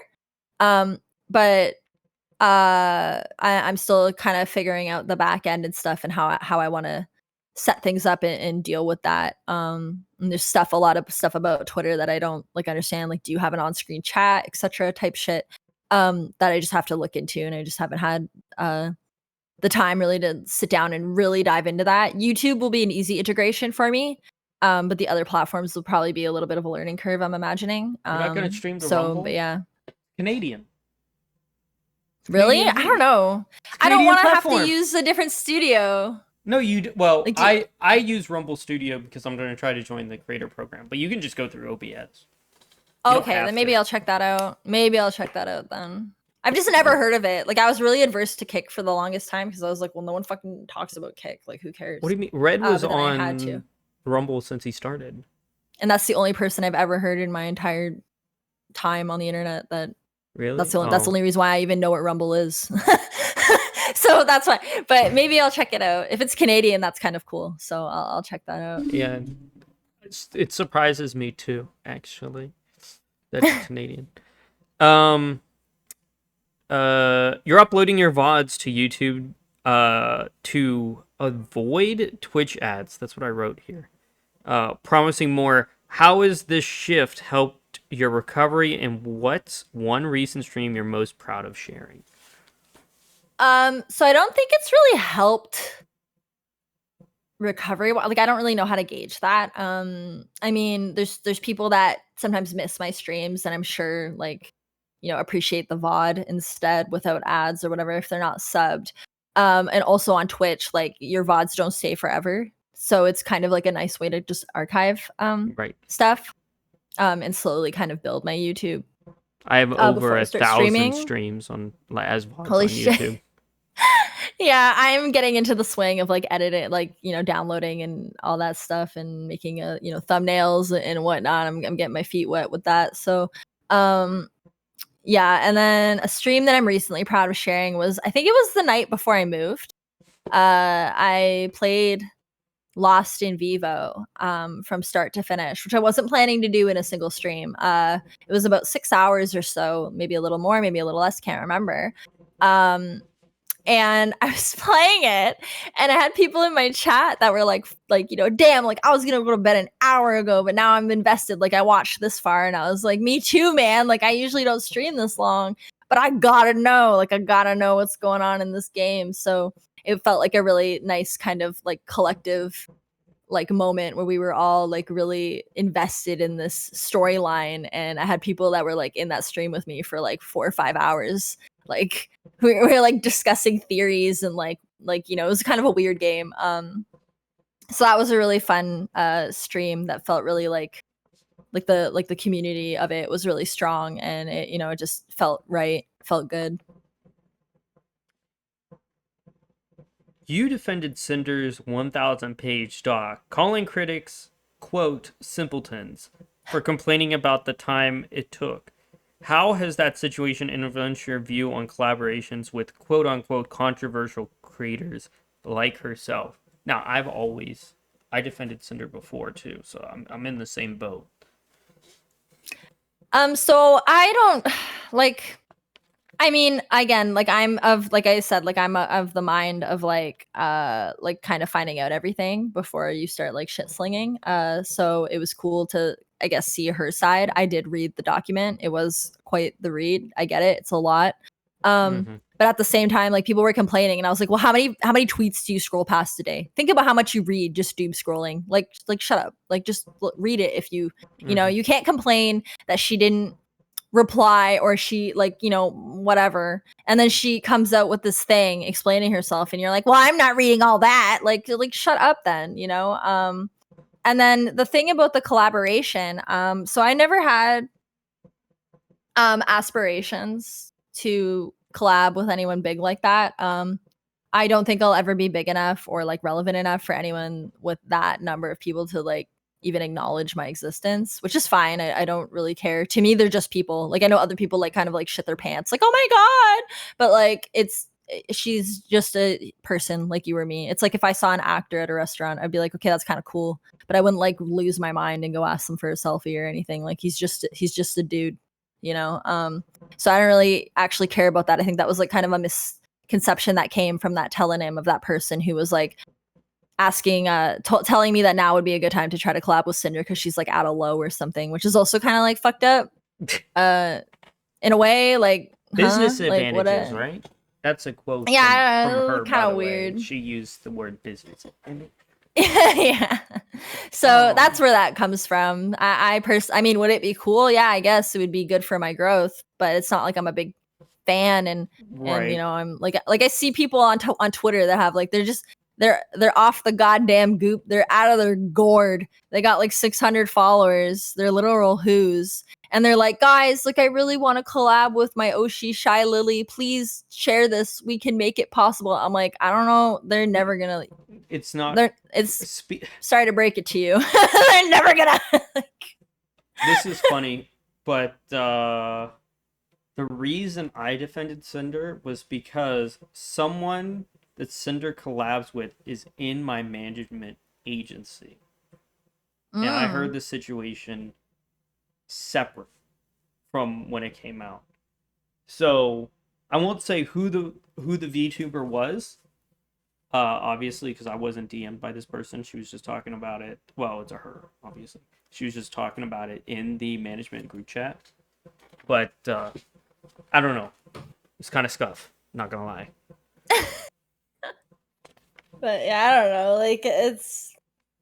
I mean, she's doing better than all of them now, like on Twitch or whatever. So, you know, I'm glad she was able to come back and to defend herself, whether you think she's right or wrong or whatever people want to think. But she, I think in my opinion, did the right thing by coming back and just getting on with it. You reposted old clips like baby crying knives, an unhinged Fox Girl intro. By the way, I did not watch these. I've not seen them. Okay, they're nothing special. Oh, I'm half tempted to play them on stream right now. Kind of if you want. It's very different from how I am now. Is it? In terms of how I talk?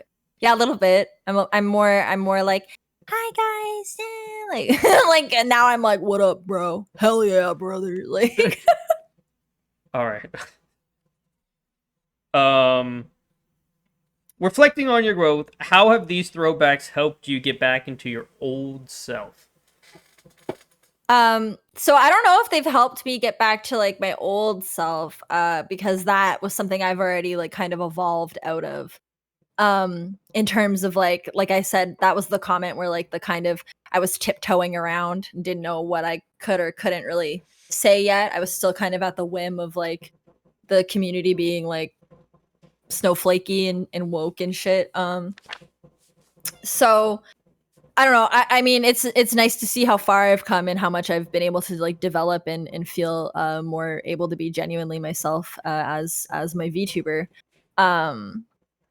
But yeah, I kind of stopped making videos like that entirely as time has gone on, and maybe that's something I should revisit, like making little contents like that. Those are mostly like to say thank you as I was growing on Twitter.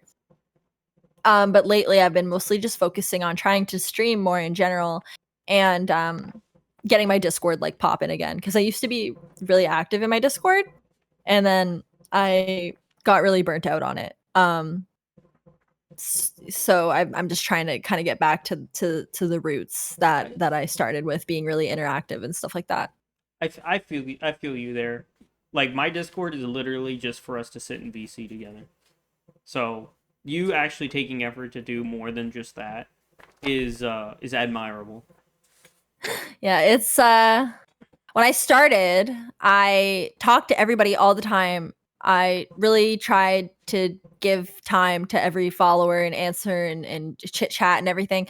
But that's not a sustainable model, unfortunately, as you grow. And even though I'm not that big, um, it's still a substantial amount of people, to the point where like I just can't simply be there for every happening in the Discord. I have a life. I'm busier now than I was back then as well, in terms of IRL and stuff. So, but yeah, I'm trying to make it a point to make time for it when I can now. Whereas like the last probably like 6 months, I just like wasn't even. I didn't even have mods. Like I wasn't even barely like I didn't even do anything. So yeah, that's kind of my main focus in terms of like getting back to my like quote unquote old self. Yeah. You're right, Rolf. Who would do that? I don't know. Never. Your telenom. I hate this word. Telenom answer about quote unquote severe bullying and social neglect shaped you. How has sharing these personal stories recently helped with your quote unquote dumb fox persona? There's that word again that everyone's gonna make fun of. And streaming confidence. I mean, I guess like just like kind of like earlier question, like I've learned over time, like even when you try to bend and break for people, there's still gonna be people that like don't fuck with you, you know. So that they're always gonna try to put a label on you or put you in a box, and you know if you make one group happy, the other group's pissed. There's really nothing you can do to be like kind of the all around people pleaser. It's tough and it's stressful. So I don't really care about that stuff. Like all through school and stuff, like no matter how hard I tried to fit in, like I was always bullied, I was always outcast, I was always just kind of alone, like eating lunch in the bathroom by myself type shit. No friends, like shit like that. So like in my adult life now, like other than people I interact with on Discord, my entire life is like just like my cat, my husbando, and and maybe my family. Like I don't have friends, like I don't go out, like I don't, so I just don't really like, I keep my peace. I've learned to keep my peace, so I don't really care about, I don't know, much. So it kind of helps like on stream, I'm just kind of genuinely myself. Like if you don't like me, I don't really care. I've had worse, you know, I've had a lot of people not like me my whole life, so I just kind of let it roll off me. You know, kind of have like a damned if you do, damned if you don't type attitude. So like I'm just gonna do what I want to do and just be myself. Yeah, if that makes sense. Makes sense to me. Page 3 is done. Wow, you've made it further than Shiro did. Congratulations. Well, no, you not on time, but on pages. I also want to give a shout out to my cousin who followed me on Rumble today. Thank you. Hell yeah, Don's cousin. Let's go. In your. Oh, by the way, I am sweating profusely. This is a double Me too! This is a double layered velvet suit. It is hot. I am hot right now. For Saturn's interview, I'm getting a new suit. Each interview is gonna be a different suit. I tell you right now. In your telling him answer response on parasocial infatuation, you advise taking a step back and reminding your fans you're a fox on screen. Yeah. How has this boundary setting influenced your recent interactions with your viewers?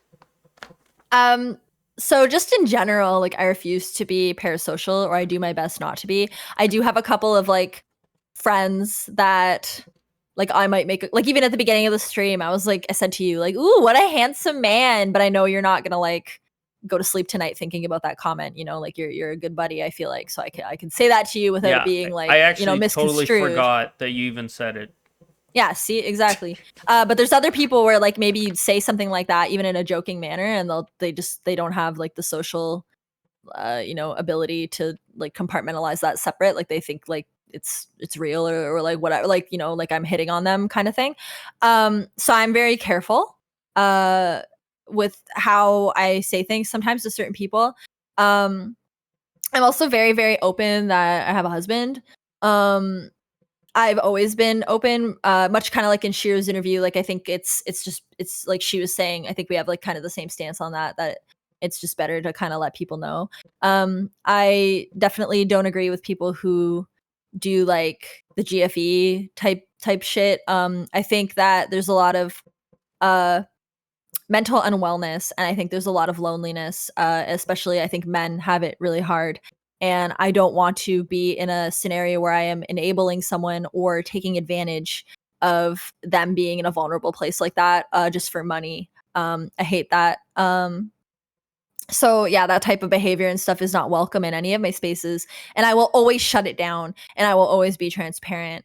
I don't even care if someone offered me like a large amount of money, to do like a GFE experience with them in private or something. I just wouldn't do it. It's Million just against. dollars.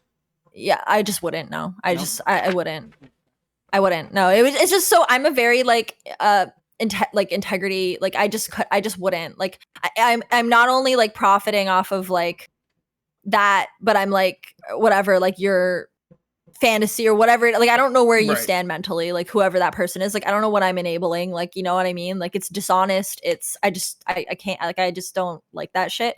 I had an incident in the past where it was right before, it was like right after my last relationship, and I was um uh like I don't know, I was growing, and I was kind of like seeing like the guy I'm with now. But we weren't like officially dating, but like we were seeing each other. Like it was like I don't know, it was like kind of confusing for me at that time. And I had a follower that was like throwing money at me all the time and like fully funding things on Throne that were supposed to be like crowdfunded, like $2,000 things. Um, and I made an announcement in my Discord, and I said like I really appreciate, like I always try to not single people out as well. Mm-hmm. So I'll make like an announcement or something in general, even if it's only geared to like one person actually. Because I don't want to make them feel bad or like pick on them or whatever it may come across as. But anyway, I made a post and I was just like, um, I appreciate the support, and it means the world to me, blah blah blah, whatever. But if you are donating to me or buying me gifts under the pretense that like there's going to be like something happening from that or like strings attached, or if you're hoping for more, I need to lay down the law right now and let you know, like I'm never gonna date a follower, I'm never gonna date a viewer.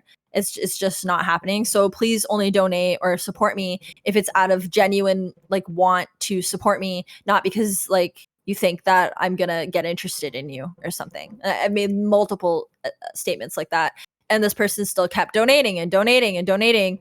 And then I even like sat on the money because I was like, well, what if they ask for it back? Like at some point, like um, like after me saying these things. And then I was like in a weird limbo with the guy I'm dating now, and this viewer was kept trying to talk me out of dating this guy.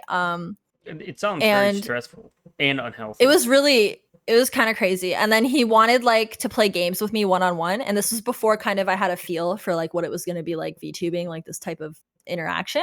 So I did play a game with him one-on-one a couple times because I did feel like, wow, like he's giving me so much money, like it's the least I could do is like give him some time. Oof. But while we were playing that Feel like game you. together, right, he's taking Oh. it parasocially. Yeah. Yeah. And so then I had to cut that off.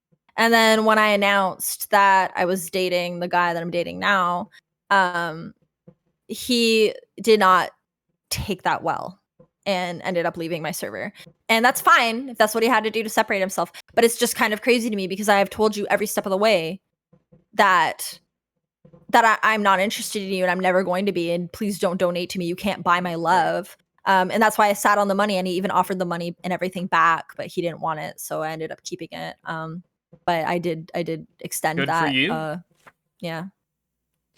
Doinker said, "Can I cosplay as Saturn during Saturn's interview?" Yo, Roasty, cuz you think you can make a cosplay for me? You think you could do that?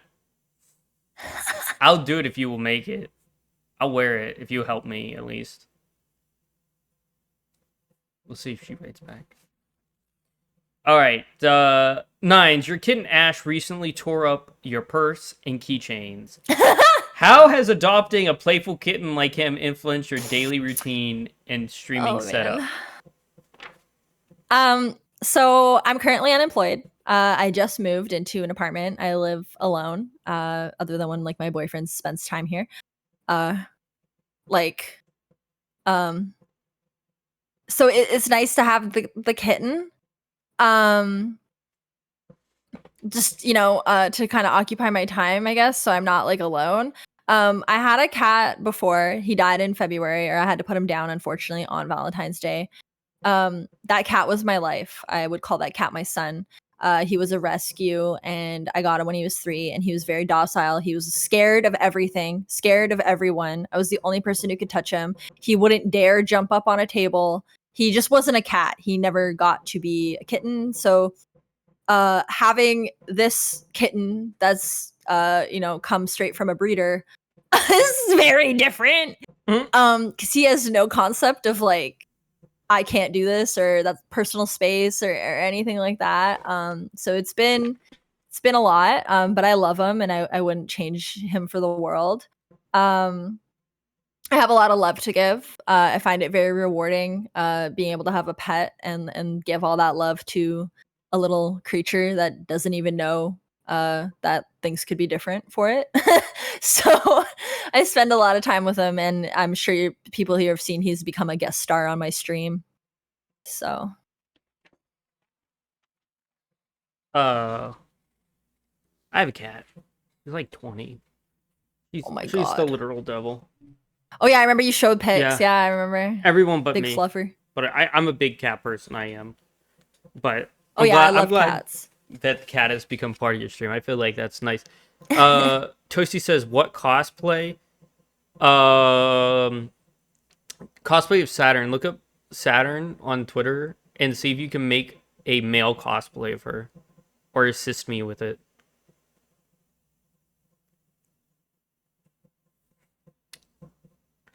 Okay, let's go to the next one. Let's see here. 34. Will you send me a reference? For sure. I will send you a reference later, Kay. Nines. You've opened about sleeping during the day and dealing with eye bags 34.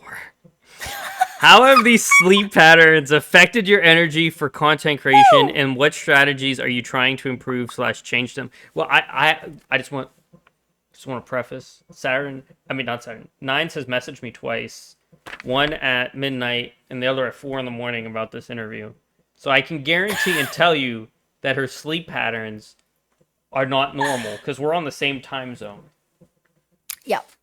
So I've always been like mental when it comes to that. I don't know what it is. I do believe it's in the family, because at my mother's house at 3:30 in the morning, when she has work at 7 a.m., you can walk into my house, the dishwasher's going, she's watching Judge Judy, she's vacuuming. It's just, I don't know. It's just something's deeply wrong. I've always had a hard time sleeping. I've tried aids for it, like melatonin. I even at one point was put on sleeping pills. I think it was like an old antidepressant called, I think it was trazodone. I was put on 100 milligrams. Did not even affect me. Didn't do anything. Could not sleep still. I've just always been this way. My brain just never shuts the hell up. And at nighttime, when the world is asleep and everyone is like, fucked off, is when I get the most creative and have the biggest burst of energy and want to do things and get things done. So the only thing really now that helps me sleep is when I'm with my husbando, boyfriend, whatever. If we're together, it's I guess calming for me, or like, I don't know what it is. I feel safe. I feel like I can actually unwind. So that helps. But yeah, obviously, like we can't always be together in our situation, the way we live. So that's kind of tough. So it's not consistent. as a aid for sleep. But I am trying to find a new routine. And even lately, like the other day, like remember how I streamed and then I stopped and then I streamed again or whatever. So I am finding ways around to at least utilize the time that I am awake, even if it's cracked hours. So I'm trying to just do more in what I can with when I am awake, I guess. But I don't think I'll ever sleep normally. I don't think that'll ever be something like I've been like this since I was like 12. So Okay. Nines, you have a running gag about peeing yourself. And it sparked a lot of confusion, especially for me and my mods. okay. Outside of your community, how did this joke start, and why do you find it so amusing to see outsiders react? Okay, so it initially started because I'm like low key like autistic about foxes, and okay, like foxes are very urine oriented, so like I thought that was like kind of funny. I think I made a meme initially that was like pissing all by yourself handsome with like a picture of my VTuber or whatever. And then it became like a thing when I started dating the guy I'm with now. I would like take a picture of apple juice and like be like, if you don't drink his pee, like do you even love him or whatever? Just like it's just funny, like whatever, for reactionary shit on Twitter. There's always people who take it serious. Even the people who doxed me like thought that shit was serious, which was fucking absolutely hilarious to see. Um and then there was a story where I like to drink. I haven't drank in a while actually, but I do enjoy alcohol when I do go out. Um there was a story where I went out and for some reason like you always have to pee way more. Like I can't hold it the same. I don't know if other people experience this. I think it's like an alcohol thing. I did not make it home on time. So I low key peed myself in a store. Like moments before actually making it into like the bathroom at the store. Um, and then that was a story I told on stream just because like it's funny or whatever. And then there was a couple other times where I was drinking and I had to take a Uber home, which is about 40 minutes from where I was. And each time I was like, nah, I'm gonna make it, I'm gonna make it. And I almost didn't make it.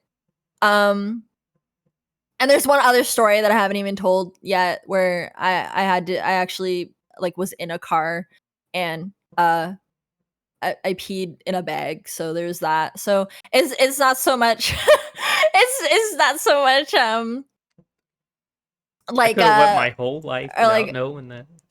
there you go. Yeah, I don't know. It's just like I don't know. To me, it's like kind of funny. It's like I don't know. I was in this situation, and it's fucking funny to me. Like I said, I'm kind of genuine. I don't really care what people think. And yeah, so it's just kind of become like a meme in my community about piss. So Peed in a bag is crazy. You're right. See, streaming tip number one, Nines needs to learn: always keep a bottle of some form of alcohol when you're in your streaming room, just in case. You never know what might happen. when I'm home, I pee normal in a bathroom, but it was in a car, and I was driving. We were driving, and there was nothing in the car, and like I couldn't. We were on the highway, and like we just there was. I was like, I'm gonna piss on your car seat, and my boyfriend was like, do not do that. And I was like, well, I don't know what I was like. And we found a plastic bag that we had, and I just peed in that. And that took some acrobatics, I'm gonna tell you, to do that in the passenger seat. All right. Well, Nines, on the topic of exes, I don't know. Roasty says, just move on. I went to a concert last year and got stuck in traffic and ended up peeing in a Dunkin' Donuts cup while driving. Yeah, happens to the best of us. Yeah. Right? What are you gonna do? I'm sure she really enjoyed that one. Yeah. Topic of exes. You hoped your exes drink stagnant water. How have past relationships influenced your current views on love and trust in the online world? I'm dying. Okay, so basically, it's I've been through a lot. I've been through a lot. And you know, all my relationships up to this one have been pretty shit. I've been, you know, cheated on, you know, manipulated, whatever. And that's, the guys weren't great. And that's partially, I do take my like responsibility for, not having a great selection process when I was younger, just kind of being like whoever paid attention to me first. I was like, love, and just kind of jumped into shit because I was so like vulnerable like and needed validation. Yeah, like very not thinking I'm worth anything good, not thinking I'm worth anything more. So you do end up in situations with people that are not great. So it is what it is. But particularly my last relationship before this one was probably my biggest, most adult, like serious relationship. It was 7 years. It was a lot, and he really, really, really, really hurt me. I've let bits and pieces, like snippets, out on stream, on telling him answers on Twitter, whatever. If kind of thing. So it is very hard to trust and to accept. Even in my relationship now, I'm with an amazing guy. I've been friends with this guy for 20 years before we started dating. Okay, we know each other inside and out. Obviously, like, it's something is good to remain friends with someone that long. I have a very hard time accepting that he actually loves me and wants me, despite him showing me nothing but kindness and helping me and doing all the right things. My brain is wired in a way that I'm just waiting for him to leave me or abandon me. It's also worth mentioning I have BPD. So that makes it harder too, because I'm constantly split into black or white. So it makes it really hard. I don't really have so much of a hard time with online people or like just acquaintances. I've worked really hard to kind of remove like those feelings from those situations, but in an actual like relationship, like love terms or like boyfriend, like whatever type terms, it's very hard for me, and I struggle daily. I need constant validation all the time. It's like I have object permanence almost. Like when you do peekaboo with a baby and you cover your face, the baby can't conceive that your face is still there, which is why it's so exciting when you move your hands. So it's kind of like that for me with love. So it's like if he doesn't say it, or whatever, like a day goes by and we don't see each other, I'm like, wow, like does he even still love me? Like, so I'm kind of annoying. But yeah, this is all kind of like bad habits and things that I've formed from being in such shitty relationships previous. So yeah.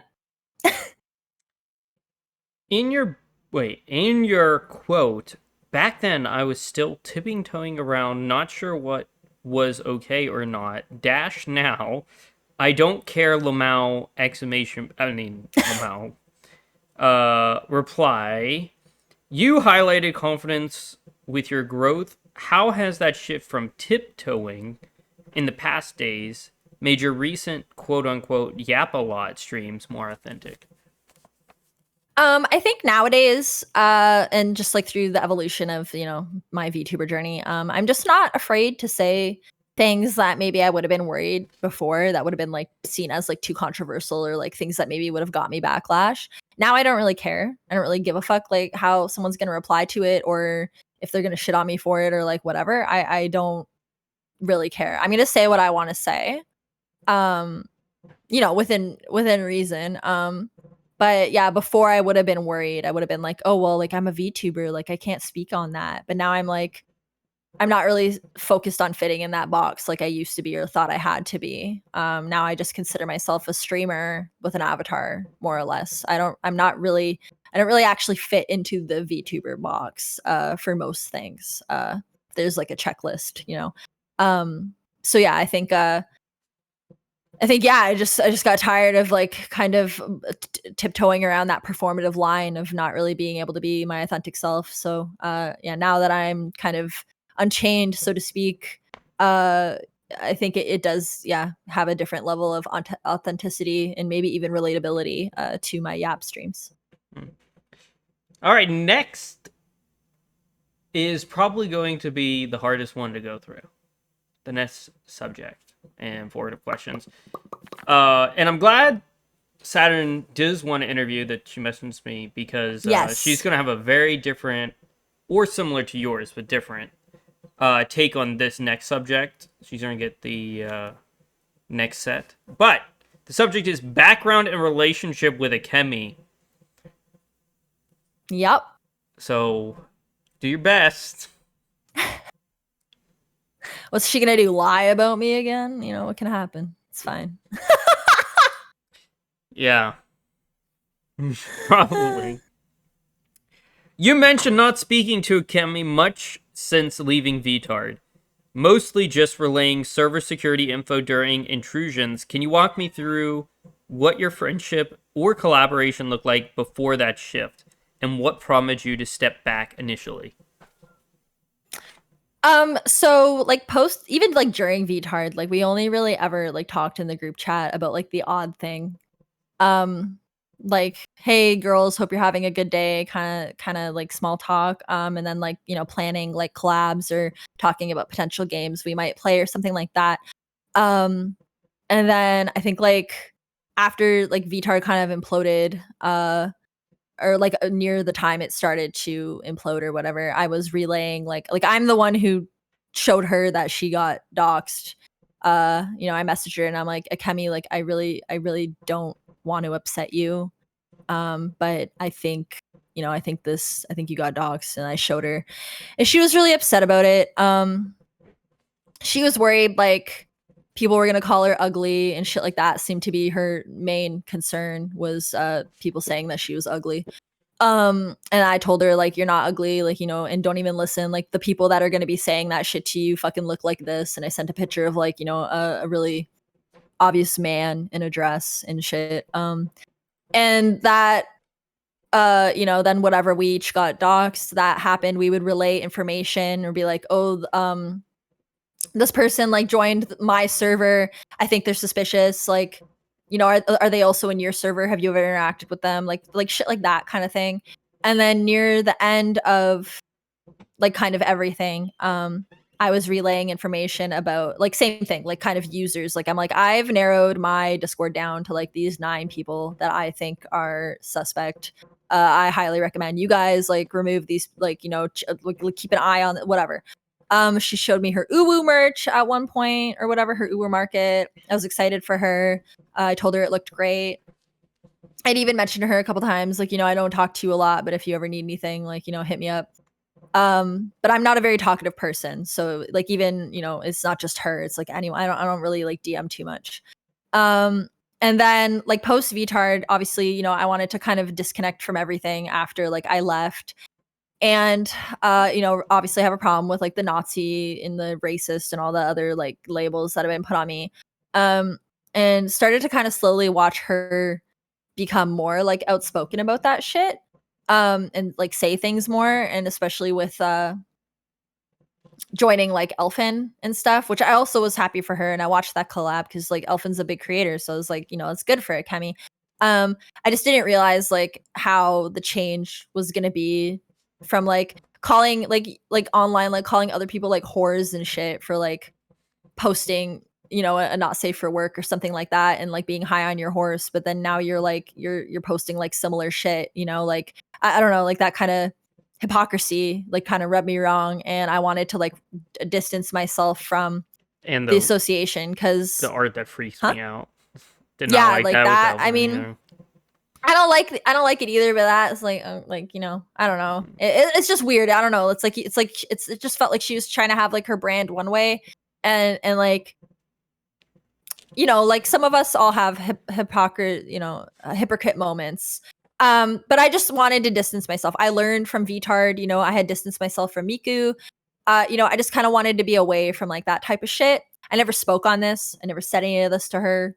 You know, we didn't really talk anyway. As far as I was concerned at that point, we were just kind of like Twitter mutuals. But you know, the group was the group, and we were kind of intrinsically entwined in the public eye from being in the group.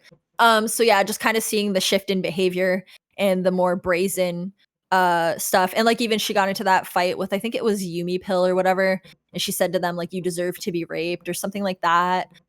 Just like that type of behavior, like I just didn't want to be around anymore or be associated with. Not that I really directly kind of was, just but by association of the group. Which kind of sounds funny because like that's kind of what I had to deal with like Miku, but like I said, I had learned after everything had happened.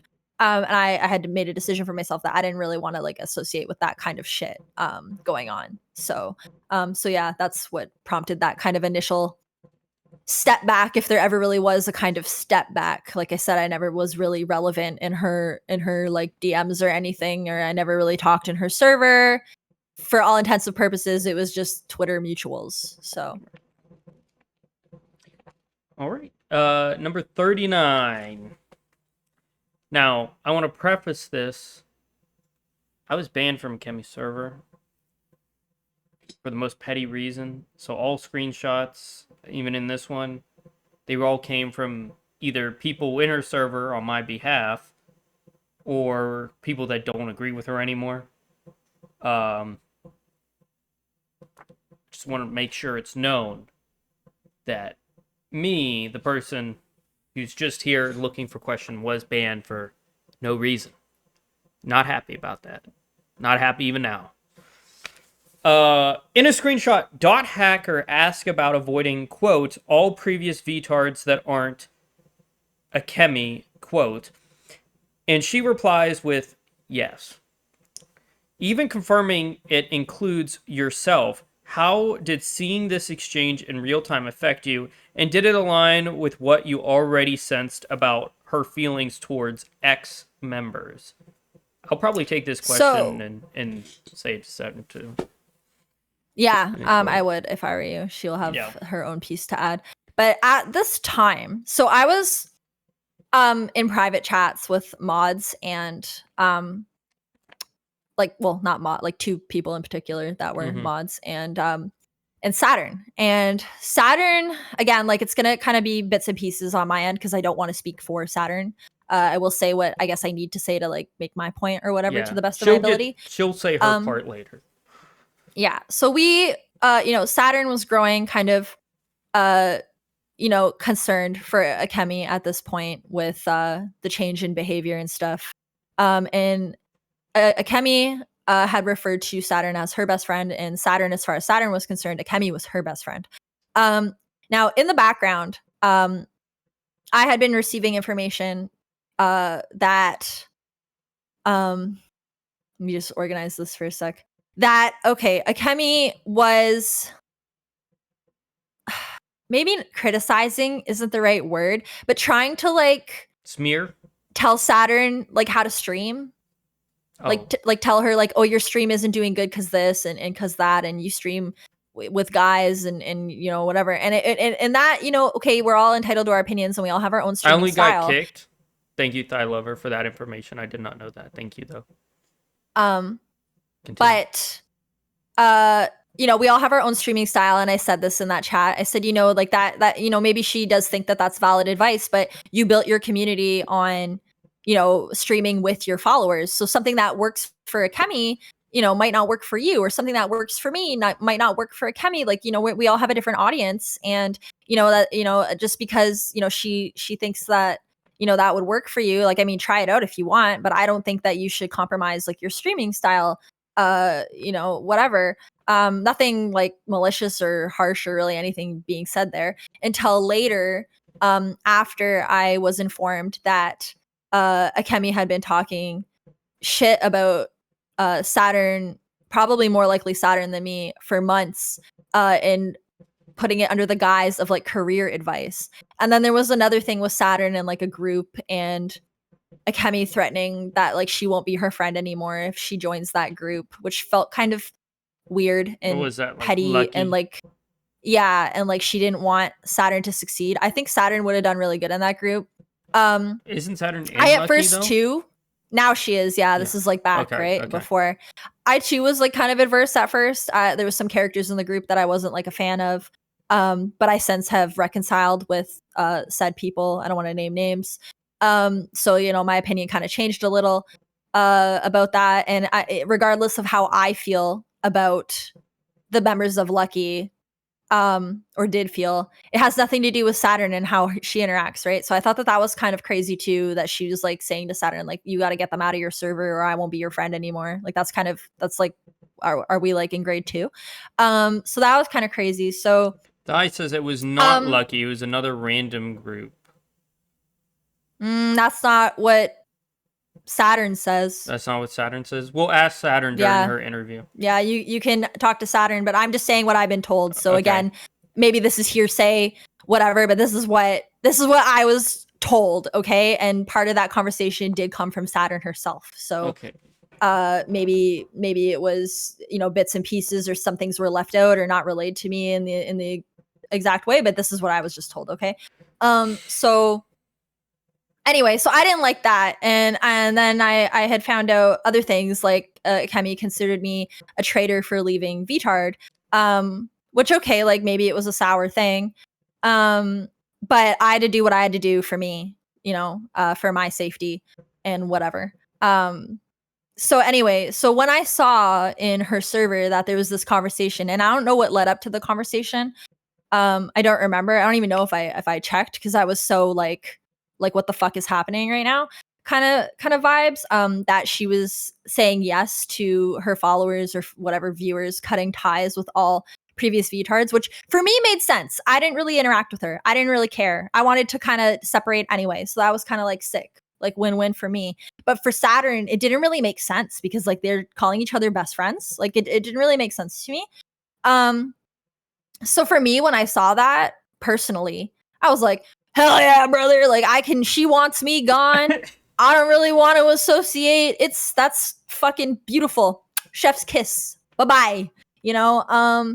So I left. And then I think Saturn followed suit right shortly after that, I think the same day. So yeah, I thought it would just be that, and me and Saturn weren't going to bring anything public or say anything. I only said what I said in my announcement because Akemi decided to make this big announcement twisting. There was a Discord call, and then that Discord call, the person in it like went and told Akemi things. I don't think that person had malicious intent. I think they genuinely relayed the concerns and things that me and Saturn had talked about to Akemi. But again, and I totally understand the BPD thinking, because again, I have BPD, even though I have a much better grasp on it than most people do. I could get how she split into the black on us and saw it as like this terrible, horrible attack. But at the end of the day, you cannot omit the fact that she made a post in her Discord way before that announcement, and before we left the Discord, before anything prompted that, before the Discord call got relayed, any of that she didn't want her followers or anyone to associate with us anymore. So it's just kind of weird, right? Like it's not like nothing was said and we just left because we're bitches, and then you make this announcement that we're like backstabbers or whatever. Like it's just like anyone with logical, that can put things into a chronological timeline can see, that happened that way. So anyway, I made my announcement rebuttaling some of the things that she tried to lump me into with her announcement. I think most of it was actually really between her and Saturn. Because as you see in my announcement, I don't even know what half the shit she's talking about. Anyway, yeah. So we'll that's get into her parts of her announcement and yours, so that'll be later on. And nothing from this has Saturn's announcement in either. This is just on Akemi's and yours. But we'll go to the next question, because there's no point in talking about that now as we're going. Yeah, okay, yeah. What made you feel like Akemi's statement about fading out was a win-win-win, that's a quote, in your situation?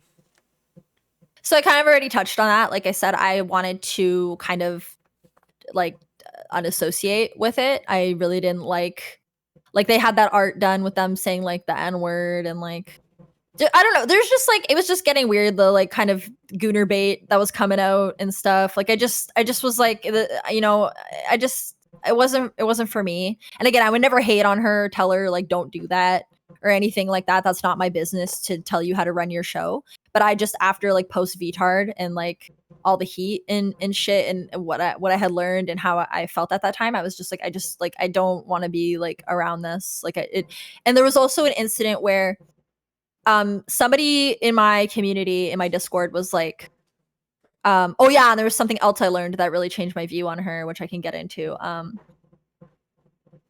Someone in my Discord was like kind of being flirty. They were new to my Discord and they didn't really understand like the nuance of it. And the mods dealt with it privately.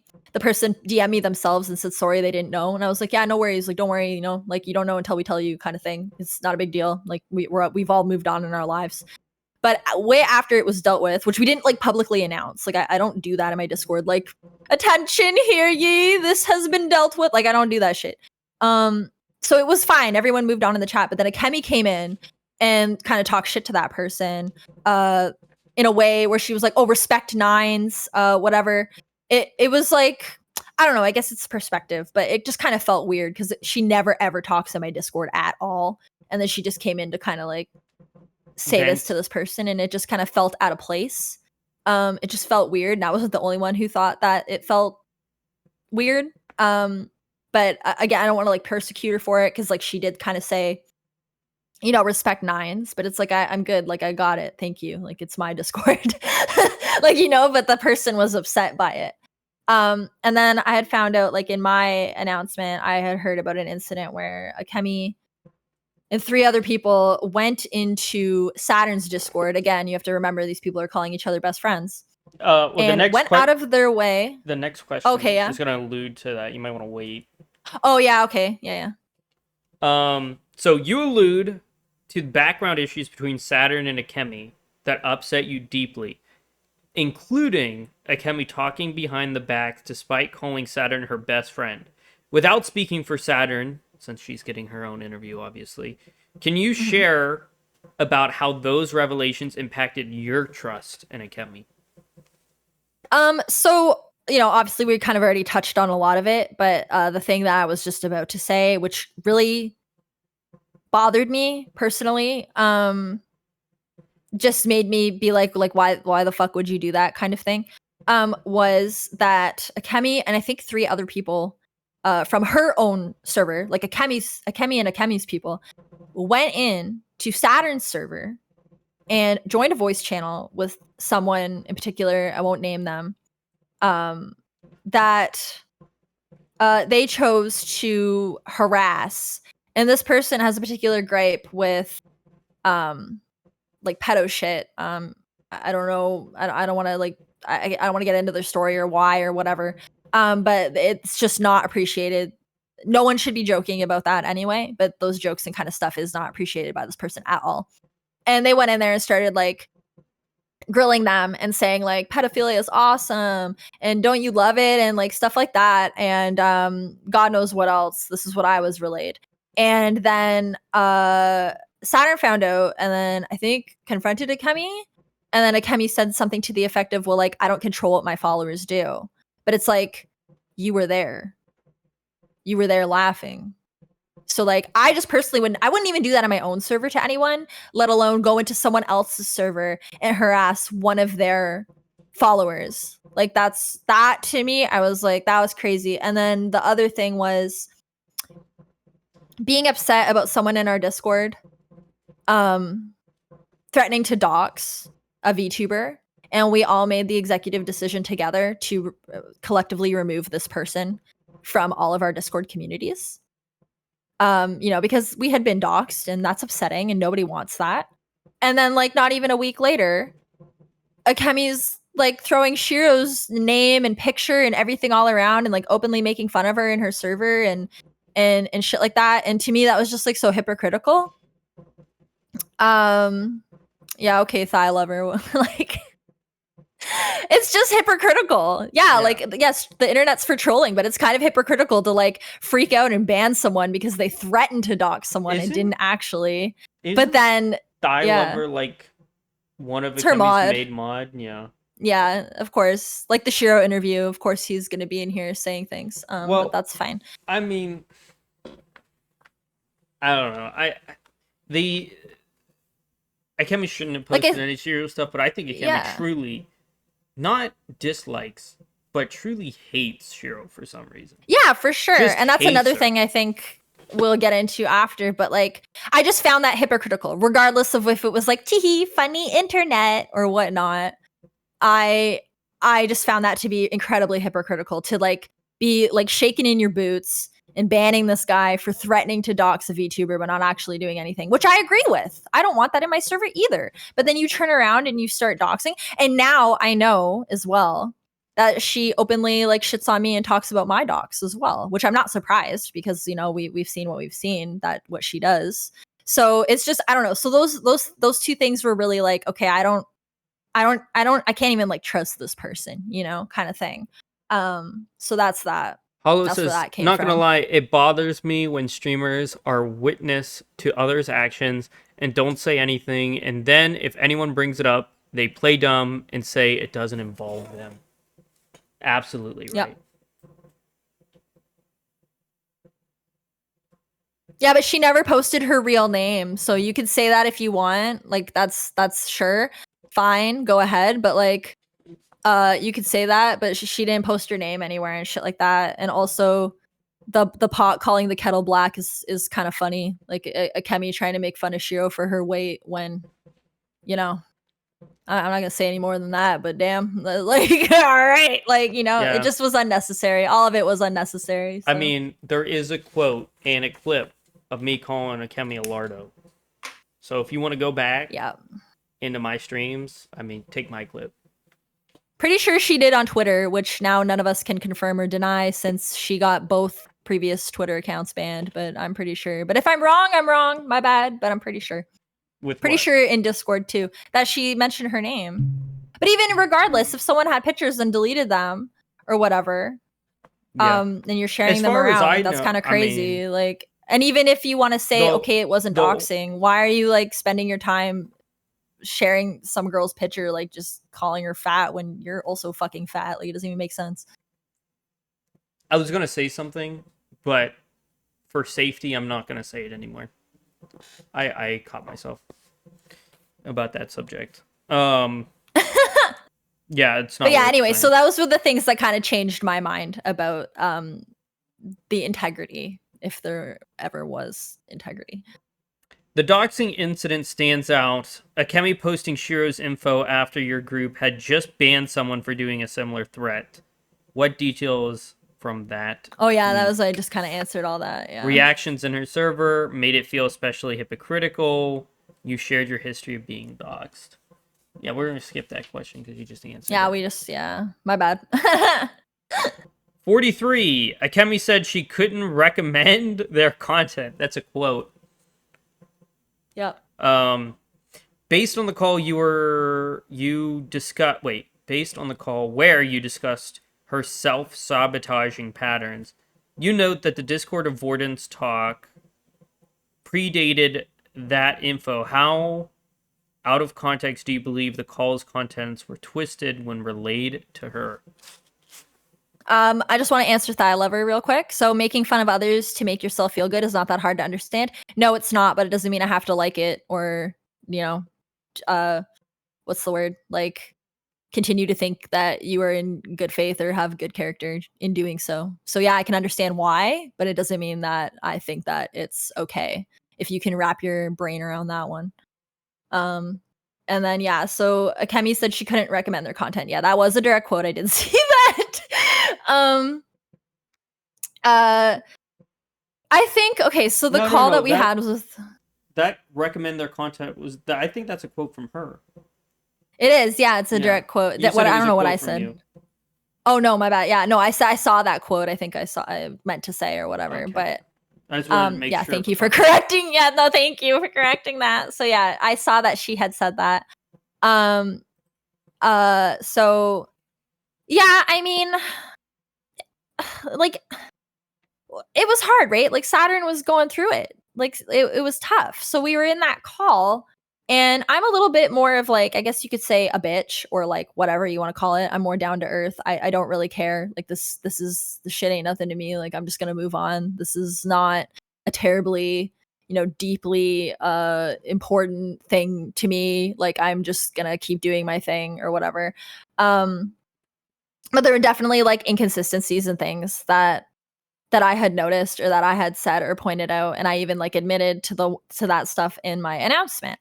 And the person even that we were in the Discord call with was agreeing with us and saying, like, you know, it's so sad to see, and like, you know, we you know, them and like Saturn had tried. I didn't really try. Like I said, I didn't really talk to her about the shit. I didn't really give a fuck. I just kind of wanted to like get out of it. So I never like stuck my nose in and was like, you shouldn't do this or like whatever type shit. But they like tried. They both gave it, you know, a good effort and tried to help. But I don't know if, again, the BPD or what it is, but it was all taken as an attack. So I do believe when this information and what we had said or whatever got back to her, even if I do genuinely believe it most likely was not presented in a malicious way, and it was presented in a way from like a scope of like, you know, they're sad for you, and you know, this is like, you know, upsetting, blah blah blah. I think it was twisted into like some malicious like backstabbing thing when it really wasn't. Like, again, me and Saturn never spoke on it or said anything publicly, outside of like that, like the private chat among us. So it wasn't like we had like this hate campaign or something like going on or anything like that. Like Saturn was genuinely like going through it and very upset by the things that had happened, and it had really hurt her. So that's what we were like talking about. And I think that, yeah, Kemiya twisted those things once relayed to her, because she went into like the black split and saw, you know, only, you know, that were haters or something. I love her. I personally think she went schizo and mistyped they and only meant Saturn. That doesn't make it better.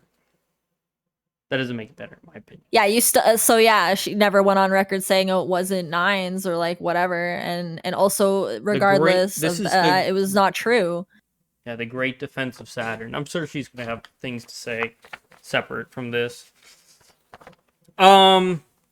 You reference a chemi shift from Christian woman, and I quote that, to Gunnar lowly pipeline.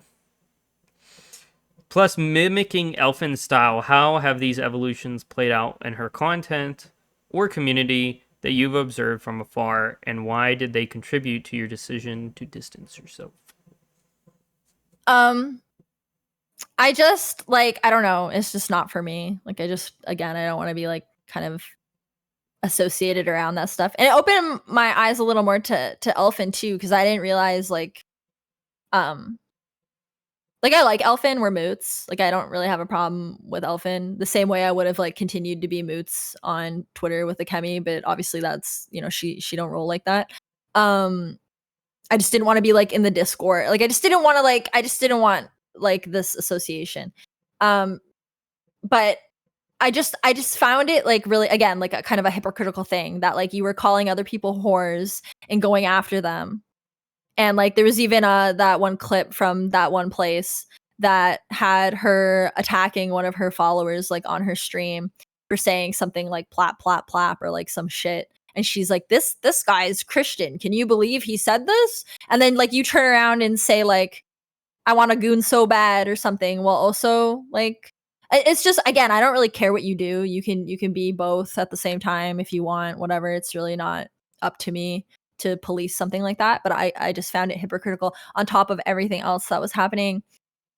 And again, like probably more for Saturn to say, there was like other things in the background that it just was kind of sad to watch and like uncomfortable. And yeah, I just didn't want to be like, I just was like sick of it. Like I was just like it's like, are we on Xbox Live? Like just saying the N-word like isn't funny. Like I don't know. Like I'm not about that kind of like humor, right, I guess, and shit. Like I don't know. I found it like immature, I guess. And she is much younger than me, and you know, live your life, girl, how you want. But like that doesn't mean I have to be like around it or like I don't want to witness it. She says she's been informed. Wait, I gotta read this more carefully. She says she's been informed. You're, quote, just straight up lying about me. From what? From that, quote, verified source. You believe the call's content, in parentheses, discussing her self-sabotage, were twisted. And the avoidance talk predated. Without naming sources, how confident are you in what was relayed? And does her, quote, lying claim feel like a projection given the behind-the-scenes talk you've heard about? I just want to address the comment from PR of Hell. I don't know, like you can think that that's an L take or whatever, but like at the end of the day, I can't. It's not my place to dictate to someone else how they're going to live their life, right? So again, we cannot like it, but I'm not going to tell her that she can't do that. So it is what it is. um, that's just reality. That's no W or L, whatever. It's not like that, but she's gonna do what she wants to do, and she can do that. She has the power to do that. Anyway, so the straight up lying about me is such Not an interesting thing to say. Camilo. Oh, then I don't know what you're referencing. Heck. Anyway, so the straight up lying about me is the N-word. Yeah, no, I'm not about that kind of humor. I'm just not about, I don't know, like, why it's not funny. Like, I don't know. Like, Pro Health. It's just not funny to me. The greatest times with the N-word were when we sat in Red's original server with, like, what was it, 15 people. Man, those were good times. Because then people just said whatever they want. We sat there and we just talked. Gotta miss those times. We gotta get the crew back together. I gotta, Dorkers, you gotta. I hope you still got the old staff. We gotta really set one of those talks up. Those were good. Just sit around, bull crap all day. I think that's what men was being about. I think for me, because of my age, like I already had that era. I got it out of my system when I was 15, 14. Okay, so now that I'm 34 and I just see like N-word, I'm like, okay, like I don't know, like I don't know. It's like when you're in grade 2 and someone says penis and everyone laughs. Like it's not really inherently funny. Like I don't know. Like I don't know if that's an L take, so be it. That's my L take. In terms of the comment of straight up lying about me is like really interesting because, like I said, we never publicly said anything. We had this Discord call with one person. It was me, Saturn, and this one person who was also very concerned for Akemi and agreed with a lot of what me and Saturn said. She presented it like we had some smear campaign or like we had released some kind of Google Doc and like they're lying about me. It's like no one even knows what we said. Like it wasn't public. And again, like I think I've already kind of talked about the call. I do genuinely believe the call was relayed to her in good faith and she just did what she does and twisted it and to do this kind of the world's against me type thing. I actually initially was never going to actually say anything about it at all until I saw her on Twitter start like kind of low-key like emo posting about it on threads about like friends or whatever. There's some post and it was like something to the effect of like all my friends like stab me in the back, and it's like are we really going to ignore the fact that you are the one who made, and again, I don't care. I didn't want a horse in this race anyway, but I'm more upset for Saturn. Are we going to ignore the fact that you told your followers like days before your little announcement to not associate with any of us? Like that, hello?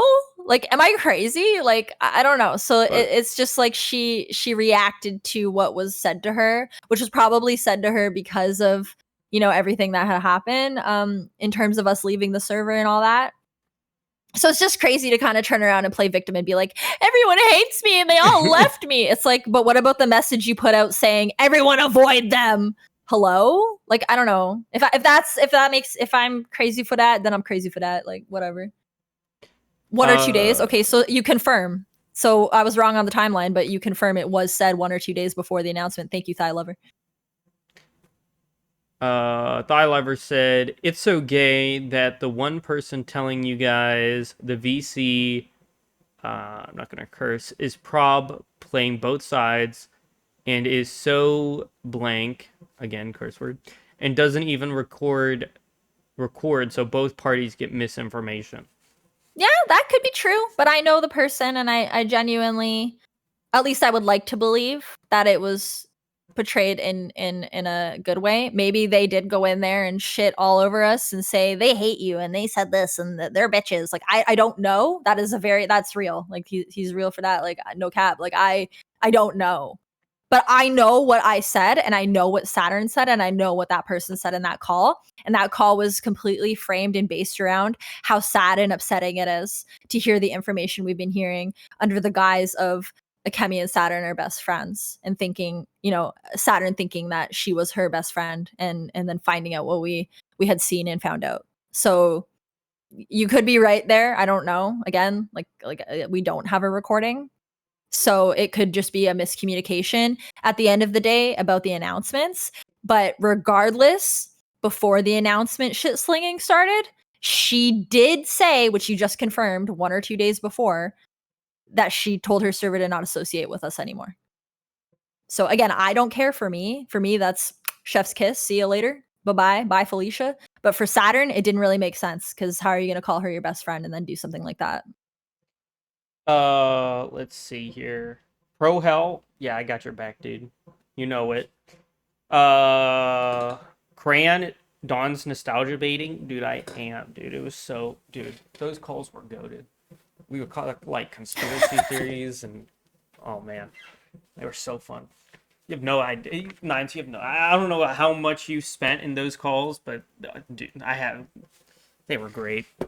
I don't know if I was ever in any of those calls. You were. There was like 10 of us. Donkers, remember? remembers? One, invite me. Come check it out. You're right. I know, but Baelish and them, they went off grid. A lot of the members went off grid. We will have to locate them if we really want to get it back. Rose says, well, this answers the one question I wanted to ask, but I didn't know if it was too personal. Yeah, like I said, at the end of the day, regardless of all the announcements and the possible misinformation of the Discord call and all that shit, you cannot ignore the fact that, again, confirmed by Thigh Lover moments ago, 1 or 2 days before that, she told people to not associate with us for whatever reason. So you like, again, that's what started it all. She wanted us gone, we left. What's the problem? You got what you wanted. I don't get it. Rose says about Akemi, what exactly? It's not a day she has done.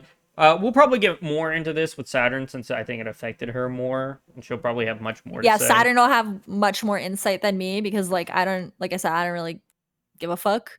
And then I made my announcement to defend my own honor, because I got lumped in with all this shit that I didn't even know what the fuck she was talking about. Speaking of Saturn, if she's getting an interview, I'm gonna have to work on a chibi for her. Chibi emote. Think about it. That's not here or there. King Crane says, missed out on peak. Nines did miss out on peak. She missed out on those calls. They were peak. Thigh Lover said, what? Go ahead.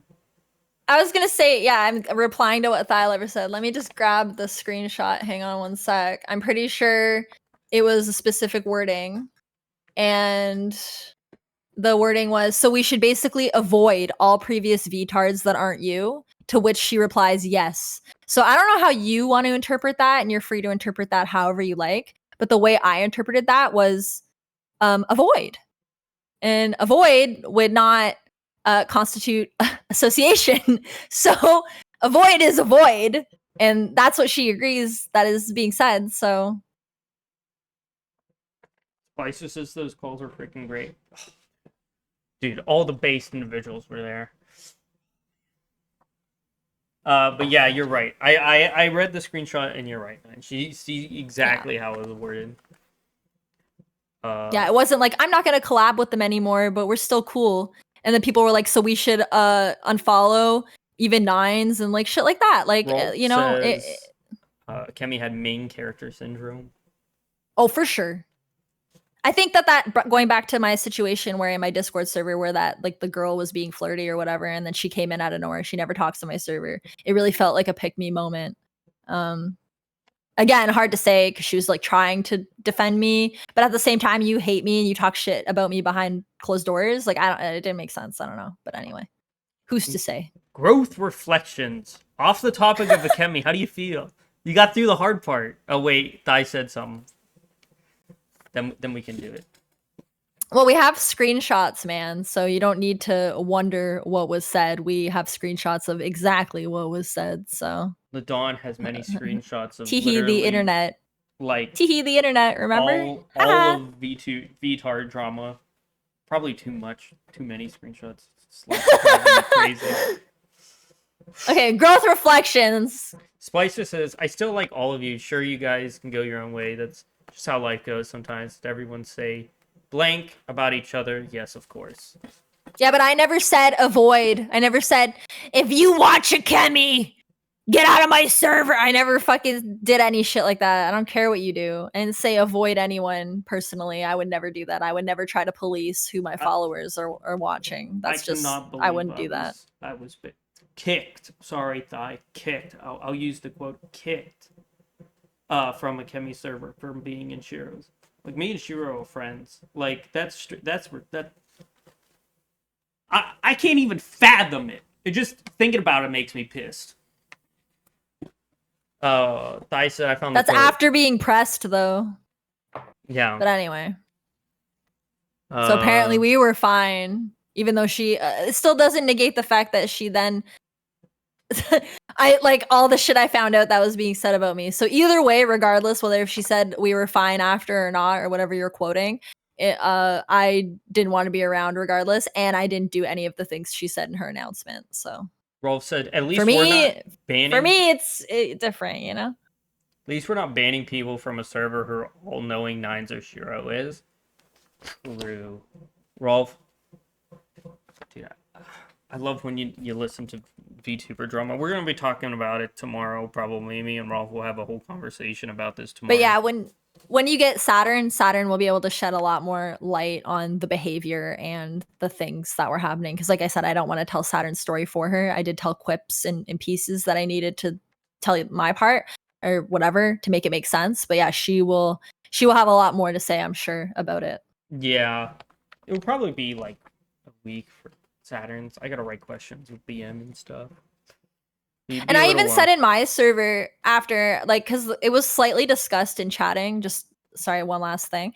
And I said, don't let this discourage you from watching Kemi. She's a great streamer in her own right. Like, I never not once said, like, avoid or, like, I never promoted that type of behavior. Like, I really, I want her to do good. I hope she does well. I have no ill wishes against her. I'm not praying for her downfall like she was for us behind closed doors. You know, I don't have a problem in that regard. So if my viewers also enjoy her, you know, more power to you. Keep supporting her. Please do. She is a good streamer. Yeah. If you I don't hold the same stance. Me and her are friends on Discord. You know, I can text her, but like the screenshot my mods was not like faked. Her. Like my mod, I can ask any one of my mods. They're not happy. Me and Tism, which I won't say his name because he asked me not to, talked about it on stream. And I just want to say, yeah, it's a lot of people I think, you know, are seeing things. I just want to add to Thigh Lover. The screenshot isn't fake, and you know why I know that? Because I took it. I'm the one who took the screenshot. So I saw it with my own eyes, and so did both of my mods, and so did Saturn, and so did the person in the Discord call. And like it's there. There's no way separately from her. I'm in the Discord server. Hello, what are you talking about? I was in the server and I saw it with my own eyes. So unless someone went into my computer, backdoored me, uploaded a pirated version of Discord somehow with an entire replication of all 100 servers I'm in, like, bro. Anyway, let's just go on. That's like the stupidest shit. Yeah, that's like not even. Multiple people have seen it. Like, there ain't no way. I understand you want to defend your queen, but bro, please. Growth and reflections. Yay!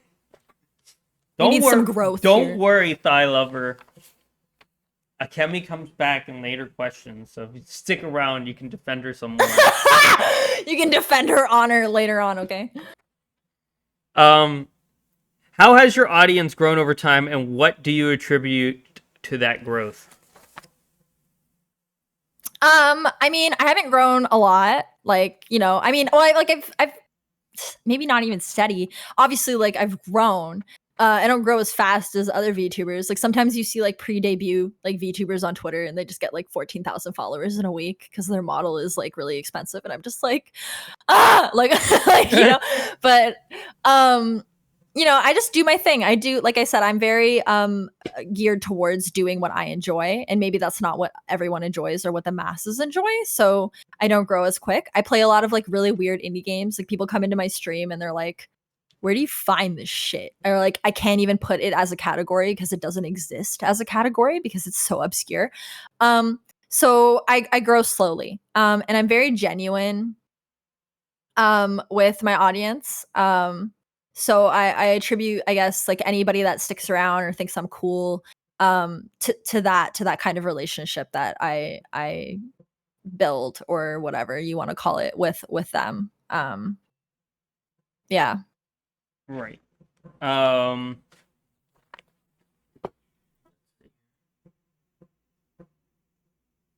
Yeah, Rolf went and bought your game that you were playing just because you were playing it. My co-host. Oh yeah, Rolf, Pumpkin Jack. yeah, he went and bought it and was playing it while we were streaming. I'm like, you really went and bought the game, right? Like, because she was. It was on it? sale. It was a 91% off, so it was a good deal. I'm excited for more Pumpkin Joe. I know you are, Rolf. No, I know. It's okay. Would you like to respond to Thigh Lover before we get to the next question? I don't understand when multiple people saw it and multiple people were sent completely like, different Discord themed screenshots, like from different people. I was in the Discord call with Saturn and 3 other people when it was discovered, and we all went and saw it. Multiple people have screenshotted it. Like, I don't, like, there's not some big conspiracy where we've taken turns in, clip paint and, Procreate and Photoshop editing. Like, I don't know what you're saying. Like, I don't really understand. You can believe what you want, but like I said, I saw it with my own eyes, as did multiple other people. It is what it is. So it's a really weird thing to defend too, because it's the one incriminating thing that started the whole situation, and that seems to be the one hill you want to die on. So yeah. The screenshot is in my server. The screenshot is in my announcements. I have multiple versions of it from other people that also showed it to me. Like, I like the Don saw it. Like, I don't know what to tell you. Yeah. Like, a chemi is not that important that like we're all sitting around like, hey, yeah, let's do that. Like, oh, you say you saw this, okay? I'll say I saw it too. Like, it is what happened. Like, I don't. She didn't say it. Dot Hacker said it, and she agreed. She said yes. Yeah. In fact, that quote is directly in my question. I quoted it. You don't even have to see it. I quoted it. I don't understand what the discrepancy right here is. Dot Hacker said, so we should avoid all previous Vtards that aren't you. And Akemi goes, yes. That's what we're debating. That wasn't. He got it on paper. I do have paper. But she agreed to. Are you okay, bro? Are you all right?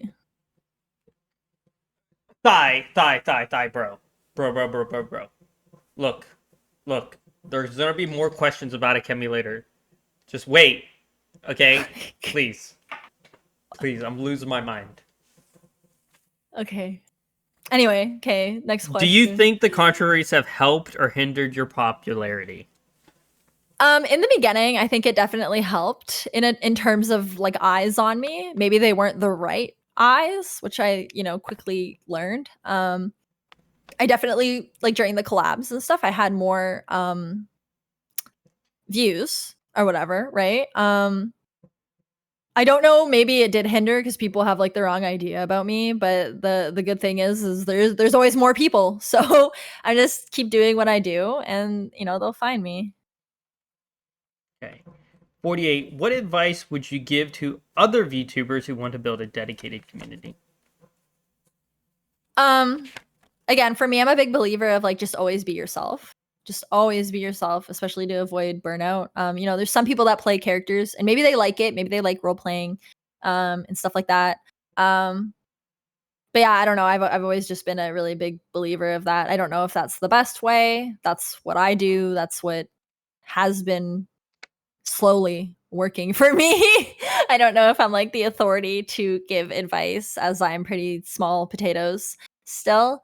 But but yeah, that's the thing that allows me to keep going, is that I don't have to like get on here and pretend to be something or somebody that I'm not. So I find it easier, to just exist and continue doing what I'm doing. Slicer, she seems that way because she took a fox nap, and I've been up since 6 a.m. So, We're almost done. We're almost done. Are you sure? Because that was question 48 out of like 76. Well, yeah. The other one's it'll that's fine. No, I got plenty of time. It's okay. It's okay. We're getting there. I still got 4 pages. There was a doxing of you and others. How did this impact you personally, and what steps did you protect yourself moving forward? I mean, it didn't really affect me. Like, I was just kind of like, damn, they got me. Like, wow. I didn't like cry about it. I knew it was coming. Like I said, I've been doxxed before. This is not the last time I will be doxxed. It wasn't my first time either. It's almost like an armor, actually. Like I kind of like, not that I'm thankful, but like in a way, it's just kind of like, okay, well, that's fucking over with. So now I don't have to deal with that or worry about that. And it hasn't affected me really at all in terms of my streaming. So I don't really give a shit. Like, would I rather it didn't happen? Of course, definitely. But it's not gonna stop me. It'd take a lot more than that to get me off the internet. Yeah, and then to protect myself moving forward, again, the situation, the way that they got me, there's not really a lot I can do. Everything is kind of out there and cached. So if you know where to look and what to look at, you're gonna find it. Oh my gosh, Rose. I can't. But yeah, so I'm just doing me. And if you know the contents of the docs, which obviously I don't really want to get into, but if you know, the people, how do I say this? The people that I would want to never see or know about that have already found out and seen that like 5 years prior to this. So that cat was already out of the bag in terms of my personal life. So there's really nothing anyone can do to me with it. Like, I really don't care. Like, it's like a non-issue. Is what like, it is. It sucks. Yeah, like it sucks. Was it a reflection of a time that I wasn't even myself, and it's something I would never ever do again? Sure, but like it is what it is, and there's literally no one that can see it that can really hurt me with it, so I don't really care. Right.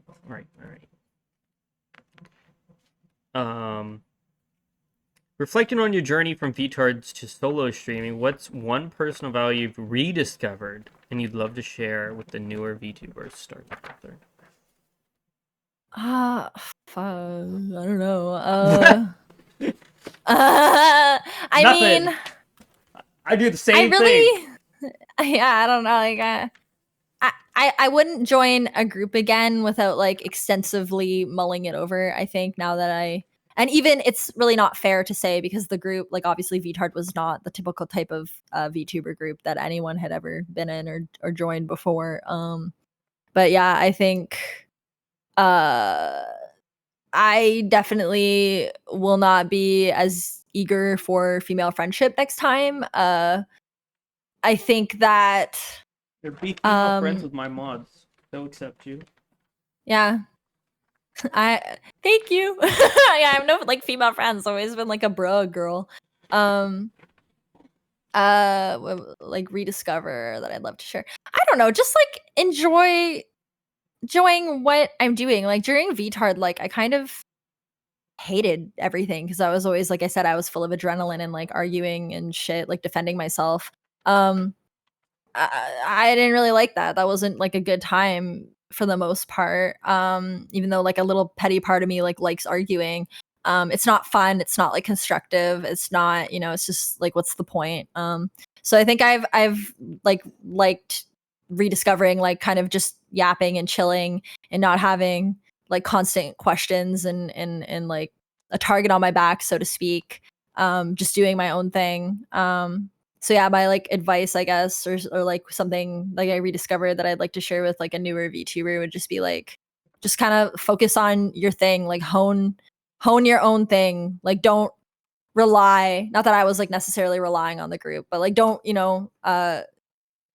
look to something else or whatever to kind of push you along. Just do your thing. And if something good comes along that seems like a good opportunity for you, definitely check it out and don't just say yes the first time someone asks you. Mm-hmm. Yeah. Yeah, I should have done Don't an be extensive immediately, sounds looking great. into. Yeah. What was your reaction to Miku's radical turn with the Nazi-themed persona he has developed via Nick Fuentes, and how did it impact your dynamic with Red?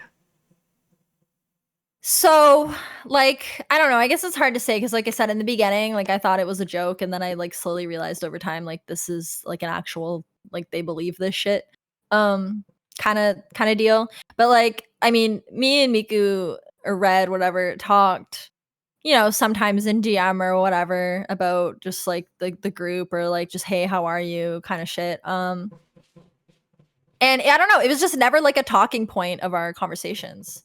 Like it was like for all intents and purposes for me talking to Miku like in private or even on a collab was just like any homie you would talk to. It didn't really like it wasn't a part of our friendship together or whatever.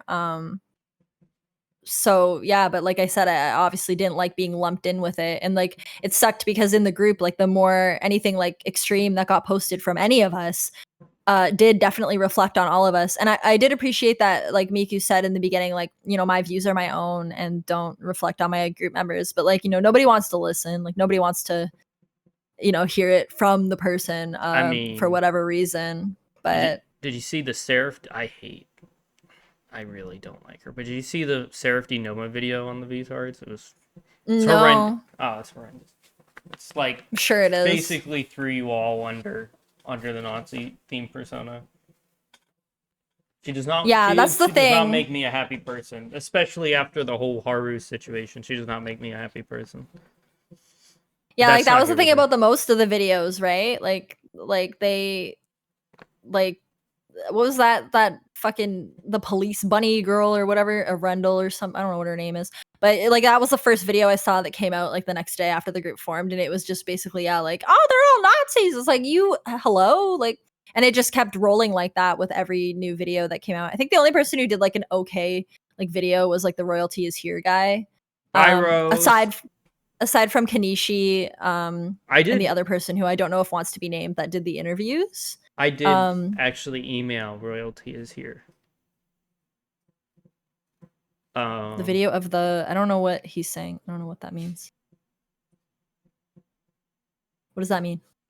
The vid of blank and the horrible glue drop. I don't know what that is either. Explain for your thigh. Too obscure. Yeah, don't understand. Anyway, I reached out to both of the previous Vtard interviews, and actually, the Crab Walk interview has questions on this list. Both great guy. But yeah, transgender man. I have no idea. I have no idea. I'm sorry, dude. I don't know. All right.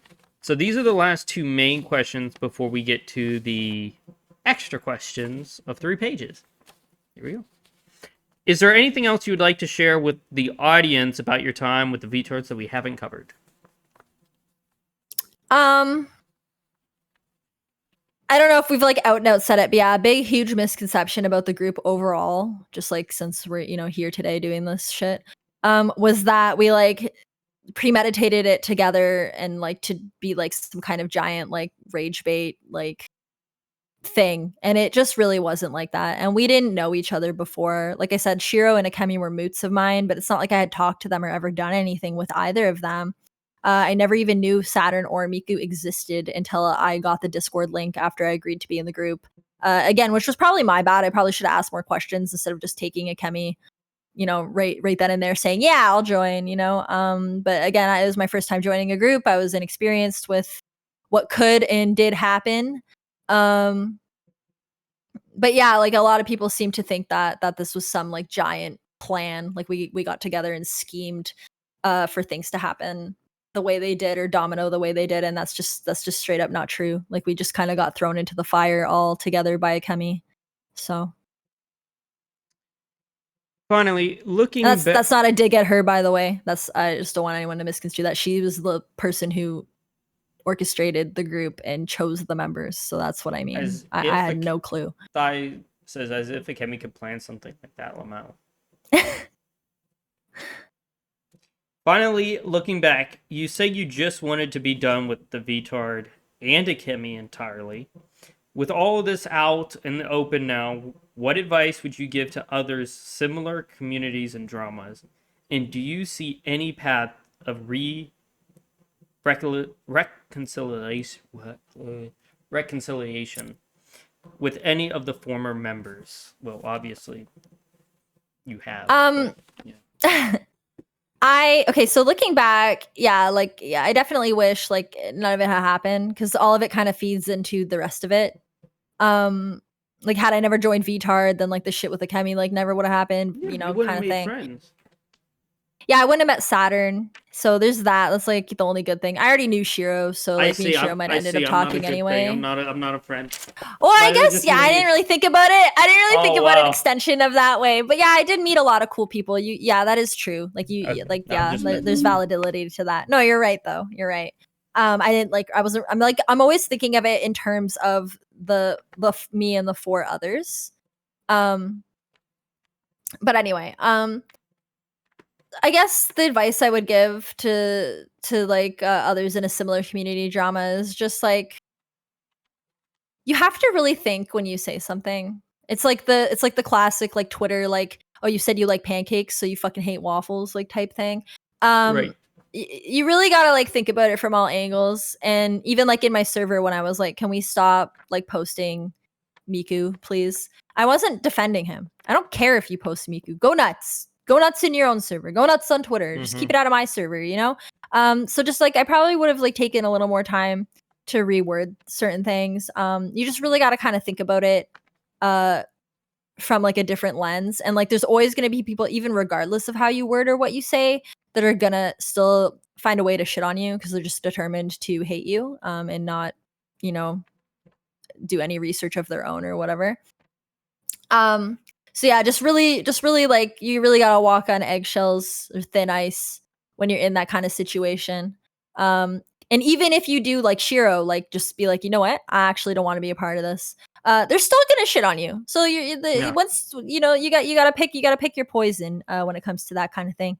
It is what it is, and just regardless, hold your head high and keep doing what you're doing. If you didn't do anything wrong and you're not like a horrible person, the other people will see that and they will stick by you.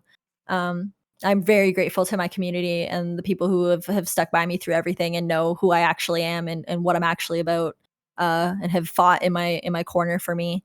I'm trying to not like choke up and cry, but I don't talk about that enough. I talk about a lot about the people that think wrong of me, but there's so many people that stuck by me. And not to be parasocial, but I love you guys. Yeah. And any reconciliation for the members, I only am on bad terms with Akemi. Right. So no. Yeah. No. Okay. Thigh Lovers is back to the cuck chair. Wow, thank you. I really appreciate that. Amazing. Doinkers, thank you for defending me. Hollow, Dawn is just there. Absolutely. But that was very sweet for that question. That was very sweet, Nines. That was amazing. Try to not cry. All right, Thank you. next section, skippable questions. Are you gonna decide to skip any of these? Because I'm sure you wrote. You're Uh, gonna you can just ask me okay, and then skip as they as they go. were, These I I have guess. under Yeah. skippable questions because a little bit harder to answer. Shiro I'm had just trying to, skippable questions. yeah. She skipped some too. Yeah, like 54, like, yeah, you can ask it, but like I like remember this morning I messaged you and I was like, was I even part of this? Like I don't even. Yeah, I'll ask it and then you can just give your thoughts because you weren't in it. Okay. Maybe Saturn might have more to say on it. The Vtards went from 5 to 4 after Shiro's kick on July 15th/16th. How did this affect the server's dynamics, especially with the information from the Blacklist channel Kiss Alice, which I was sent fully unedited because I was sent an edited version of it and then resent an unedited version of it. Just Wow. want to keep that in mind. But yeah, just give me your opinion. So this incident, I actually had to ask Dawn this morning, like if I'm even in these screenshots, because I don't really have any recollection of this at all. I don't know what happened with Kiss Alice. I'm assuming it has something to do with like lolly stuff or something, if I had to take a guess because of Yeah. him. I don't know. I wasn't really like present in the server that way. Like I was in our private chat, but I didn't really pay too much attention to like the actual ongoings. It was kind of overwhelming in that server. So I wish I could weigh in and say something, but like I can't even comment really because I don't even know what the issue was. I can only imagine based off who it is, but I don't know. Right.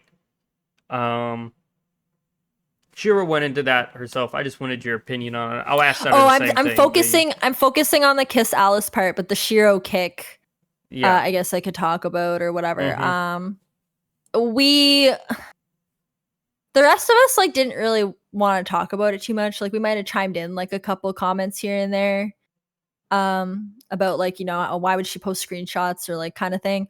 But I totally understand in hindsight and knowing Akemi a little better than I did then now why Shiro did that, why she preemptively did that. Yeah. Um, Interview went into it that makes more. sense, yeah. So I mean, yeah, um But I don't at really know if it affected the dynamic like too okay. much. Like people obviously said shit, but Right. what were we gonna say? I was just wondering if any plans changed with her leaving. Like, was there any things that were in progress that had to be redone?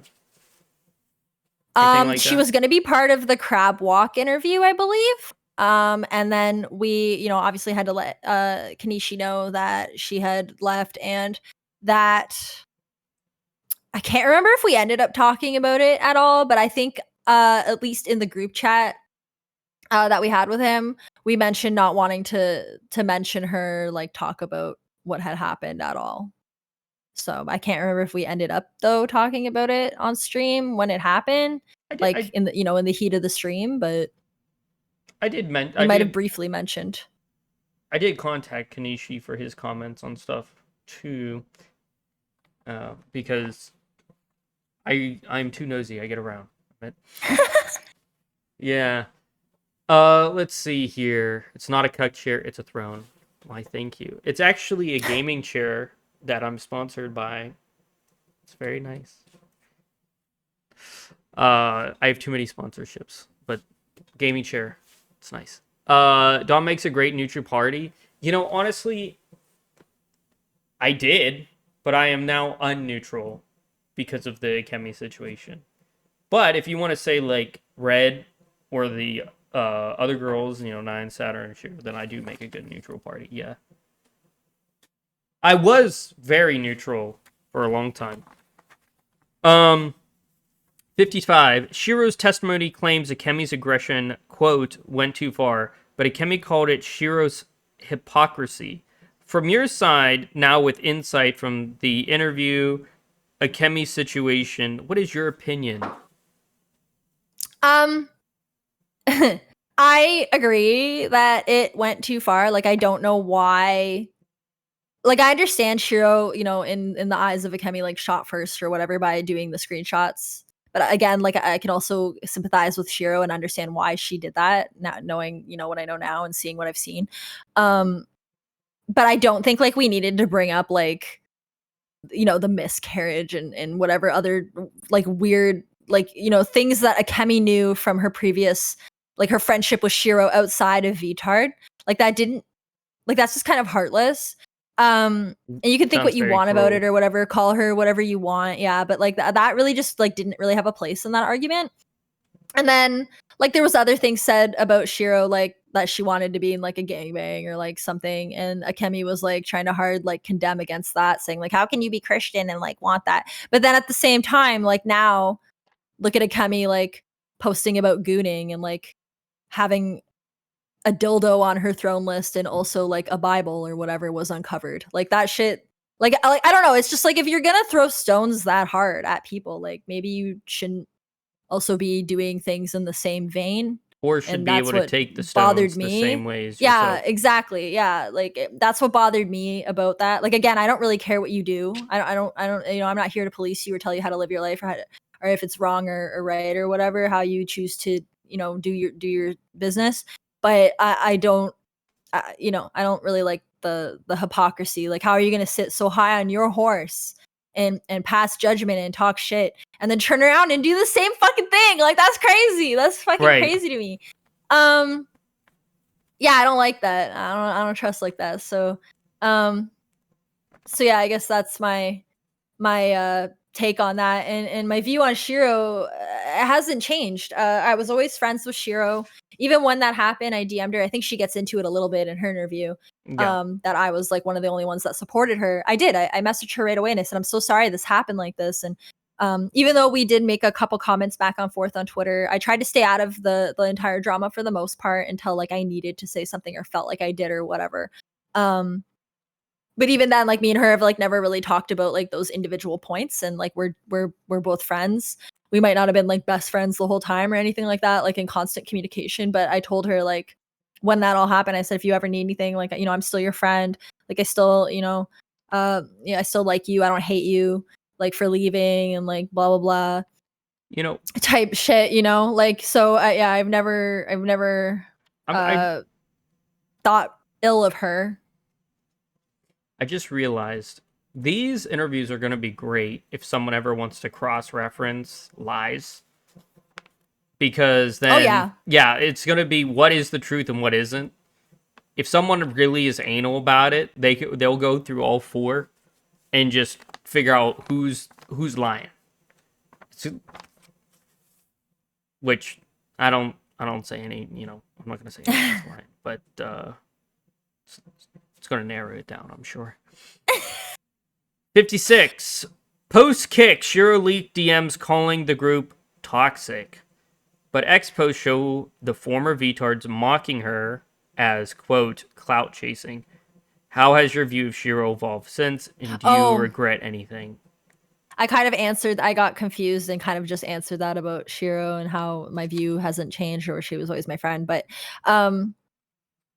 I think in Shiro's perspective, yeah, the group probably did seem toxic, like with the Nazi shit and stuff. And I can definitely see in hindsight, or even during being in the group, how that was perceived as something that was toxic. Uh, and all the fighting and stuff, the shit slinging on Twitter.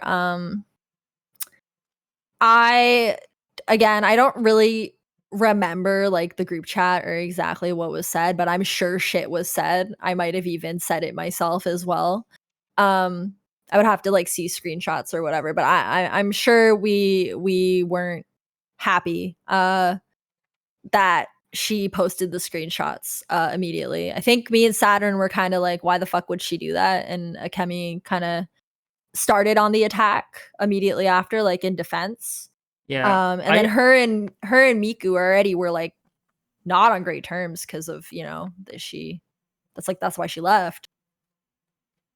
I am glad that Saturn and Shiro made up, because I remember when I Me was too. doing the interview with Shiro, to quote Saturn, uh, she said Shiro would just lie to you, which wasn't the case. And I think See, but Shiro was yeah, clearly not Shiro. Saturn was being manipulated in some way when she said those things. yes. Once someone gets their claws in you, and you're not a strong personality, or you're one of the kind of people that want to like kind of see the good maybe in others, or you know, you're a little more sensitive, there is like a certain power almost kind of being held over you, and there's also another side of you that's I better agree, or I'm, you know, or they're gonna come at me kind of thing. So whether it's Monkey. like blind devotion or, you know, submission, I think she was kind of in that type of situation, unfortunately. So again, she'll be able to speak more on that. Right. But that's all I'm gonna say. Hey, Monkey. Monkey made a DM. He was like, the interviews in the Vtard arc will be over after this. Well, it turns out I'm gonna have 2 more interviews after this, so buckle up, Buttercup. You're not done hearing about it. Monkey's one of the co-hosts, and Oh yeah, he doesn't yeah. like I waited so doesn't like long, but I'm glad VTubers. we're doing it. Neither do I. Good man. Red is Miku. We use it interchangeably. Yeah, that's what I call him. Me and Riku. Yeah. I'm on better terms with him. I call him Red.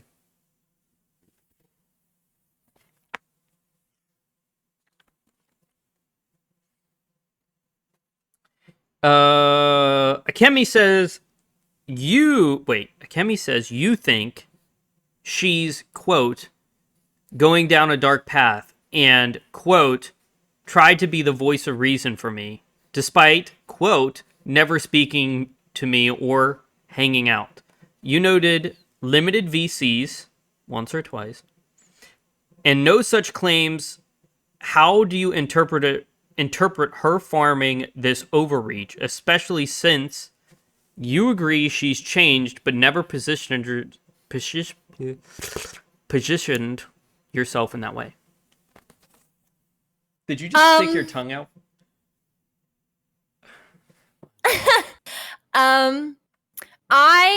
It's like, again, like Lots of quotes I never in that one. Yeah, I never said that. Like, I don't know, maybe someone else. Oh, no. Shed more light, but That I was never a said Kemi. that. Kemi says you think she's. But that's what I'm saying. I never said that. Like, I never said you're going down a dark path. Like, I never. Like, I don't I answered this point in my announcement. I said I never claimed to be Akemi's voice of reason, but I do agree that she has changed a lot. That is her choice. I just didn't want to be around it anymore or get associated with her. I do believe that Saturn genuinely tried to help her and give her advice, as they often referred to each other as best friends. So again, something that probably is a gripe maybe with Saturn, and I'm getting kind of lumped into it because I didn't even talk to her. I don't care what you do.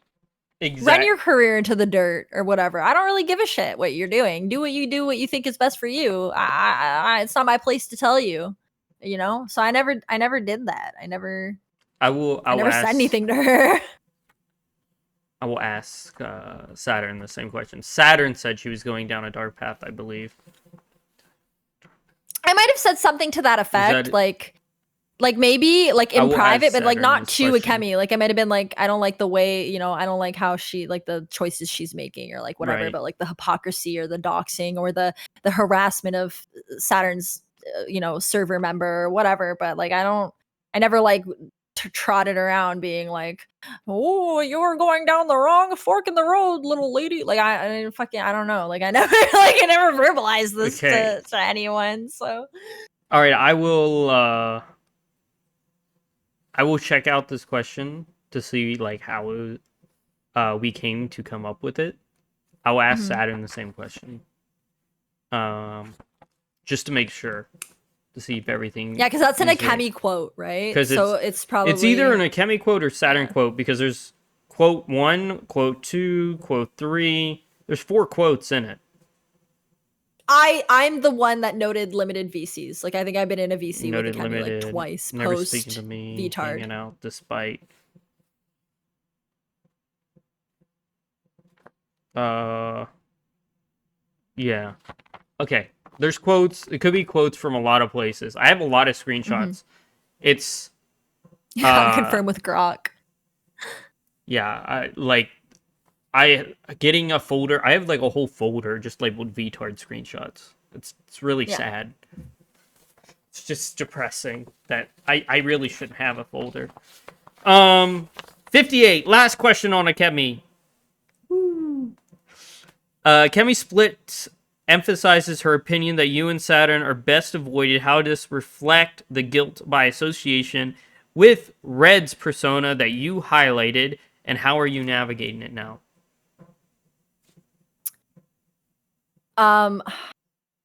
Kemi Split emphasizes her opinion. It's compare and contrasting. Yeah. I guess like for me, like I don't know, maybe I'm not understanding the question correctly, but like for me, like I don't want to be associated really with either in terms of beliefs and you know, The like question's things they do. you is you went over earlier guilt by association with Red, right? And this is saying Akemi's left because she supposedly is feeling that guilt towards you two. And are you seeing the same like navigation? Is it any different in your mind? I don't know if I'm fully grasping, but like I guess like kind of because with Red or Miku, like once he got outed, he like put us in a group chat and said, I'm really sorry, ladies, like take care of yourselves, and then just kind of saw himself out. Which was weird. My opinion. He knew. Like he knew. Like he didn't want to make us have to make a choice or something, I guess. Like he just knew he fucked up and he was like, see ya. With Akemi, it was like very backhanded and not direct, like just saying that in your server while also playing best friends with Saturn. It was, I don't know, it was kind of different. It was weird. Maybe I'm not understanding fully that's a good context answer. of the question, we'll but go forward to that question. And I guess, well, yeah, and just to add on, like for me, like again, I didn't care. I wanted to separate from Akemi for the same reason of guilt of association. Like, cause like I said, she started posting like more, kind of. I mean, it was always there in the personality, but it never, wasn't as flaunted. I guess you could say on Twitter and shit. And I was just like, I don't want any of this. I learned from Miku that now I don't want to be. I don't want any of this. Right. So that's same guilt by association. Right. Yeah, I didn't want to get caught up in that. And I'm very surprised he added all of the other Vtards into a call and just said it, because like I remember him being in a call with Saturn and Akemi and was like, "Dog, we can go through this. We can help you with Saturn's channel." And I was there. I heard it. I was in the VC. Interesting. So, yeah. See, I was never there for this shit. No, you weren't. So I'm gonna ask Saturn this question too, because I want to know what happened to that. Did she call that off? Did she not want anything? Like, I have no idea. Yeah, see, I have no concept of timeline from when that happened versus when he added us all to a Discord chat and said goodbye, ladies. Yeah, I'm very much not sure. This was a day before all that happened, so I have no idea. Very interesting. That's gonna be a question for him too. I'm gonna put that in the Nines is pretty cool. You're right. Thank you. Why isn't the Wear Mach cosplayer you guys are talking about canceled yet?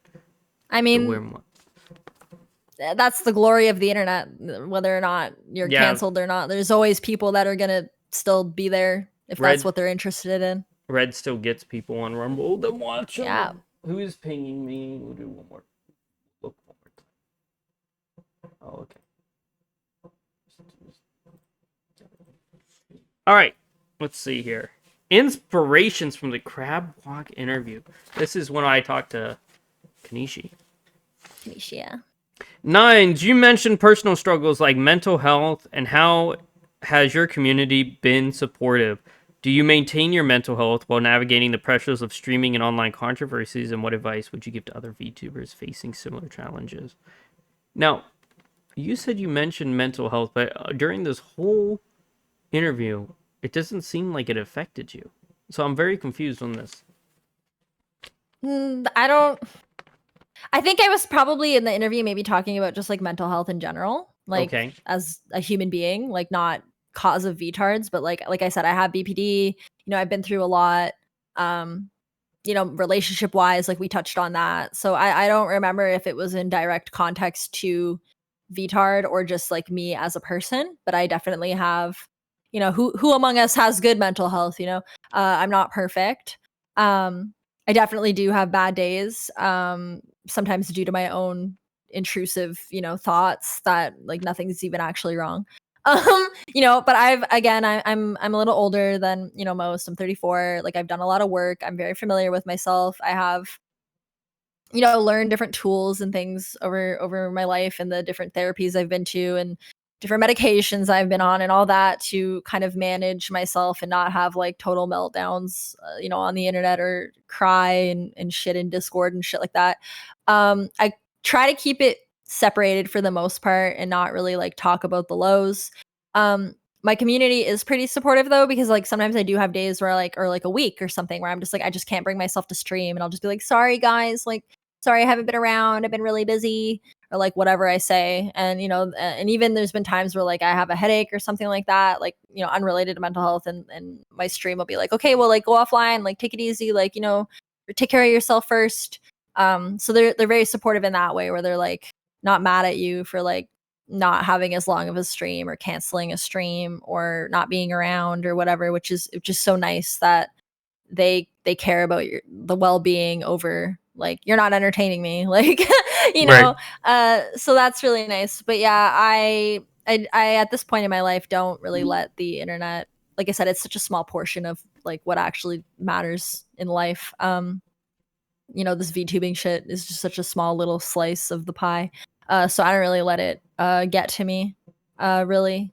Or I try not to. Very, very rare at this point in time does any of it affect me on a scale of which like I'm upset or can't sleep or something like that because of this shit. Nines, you talked about this earlier. What is your opinion of the girlfriend experience as a parasocial pandering and VTubing? Have you personally encountered any new situations where fans cross boundaries, and how do you continue to set clear expectations to avoid that in the future? Now, you went over this. Yeah, we kind of touched on this. Yeah. The whole fan thing was supposed to be at this point, but you talked about it earlier. So you want to My just bad. skip this question? Yeah. All right. The interview touched on how VTubing allows you to express yourself freely. How has being a VTard and dealing with the associated controversies shaped your personal growth, confidence, and perspective on online interactions? So I think like we've kind of talked about this a little bit too, where like like in terms of shaping like perspective of online interactions, like I said, like the way I consume media is different. I probably go out of my way now more to find out both sides of a story kind of thing. V2, how touched on VTubing allows you to express. Yeah. I mean, I guess sometimes you're a little more brazen maybe because you're behind an avatar and not like your actual self. But me for the most part, I'm like just myself. I don't really say anything that I wouldn't say like to your face or whatever, like in person. But yeah, being in Vtard again, like I think I talked about earlier, was definitely like a lot of hate, a lot of firing coming at me from every direction, a lot of adrenaline all the time, ready to like, throw hands to the keyboard. Right. Yeah, so I think now like maybe not maybe like yeah, personal growth, like I learned what like I guess I like what I not I don't know how to say it. Like not what I want to advertise myself as, but like what I'm willing and not willing to tolerate, I guess, for like whatever outcome. And like all of it, I wouldn't say like made me stronger. Like I was already kind of, gonna do my thing anyway, but I'm definitely like confident in myself as a VTuber. Like I definitely don't really give a shit what anyone says. I'm staying. You can't. I'm not going anywhere. I'm still here, bitch. Kind of thing. Uh, Wait, let's Jewish see. goy. I've had that exact set of messages Yeah. before and also just ignored it. Monkey says, I mean, they did choose to be a anime cat girl in a crop top. Wow. First of all, I'm a fox girl, and second of all, this is a tank top, not a crop top. It's called fashion. Look it up. Yeah, most VTubers choose to be VTuber because of the rapid growth from simps. So honestly, if you become a VTuber, you know what you are attracting. That's why I keep the hell away from those type. Monkey really doesn't like VTubers. He's one. That's fine, but and that's true, but I'm so adverse to that. Like I am the wrong one to be saying it to. Because I agree with you that most of them do just become some big titty anime girl and be like, like get like mentally ill men's money, like or whatever, and like prey upon people that are like lonely and you know, whatever. I don't vibe with all that. I was saying earlier in the interview, you could offer me like $1 million and I still wouldn't do girlfriend experience like shit for anyone. You know, I'll never do any of that type of shit. I like how the bot got away with saying Jewish boy, but King Crayon wrote it in the Kick chat and it got deleted for hate speech. Yep. Yeah, Kick has a very inconsistent. I noticed that the other day. Someone you could say this is gay, but you couldn't say just the word gay on its own. Okay. In the interview, it is emphasized that you do not always agree with each other, being the others, but are united by a set of core beliefs. Can you share the specific example of a disagreement within your VTubing friendships and how you navigated it to maintain the collaboration and friends with others?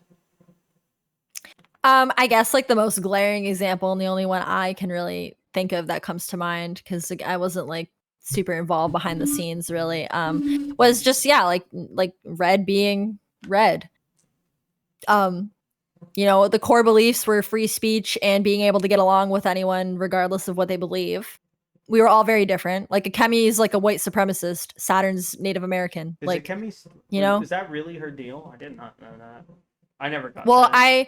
I mean, maybe not. Like, I don't know if she's gone on and said that, but when you say that abortion isn't okay for white people, but it's okay if it's any other race, like, I don't. I mean, do we need to say? Yeah, like, do we need to say anything? Like, yeah. Anyway, but you know, nor here nor there. The point is, she's that belief, and there's Saturn, Native American, not not fully white or whatever. I think she's half or something, and then you know, whatever. Like we obviously were quite a different group of people with all different, you know, walks of life. And we still were able to like, you just have a collab and have fun and laugh together. And our core belief at the end of the day was free speech and being able to get along even with the differences.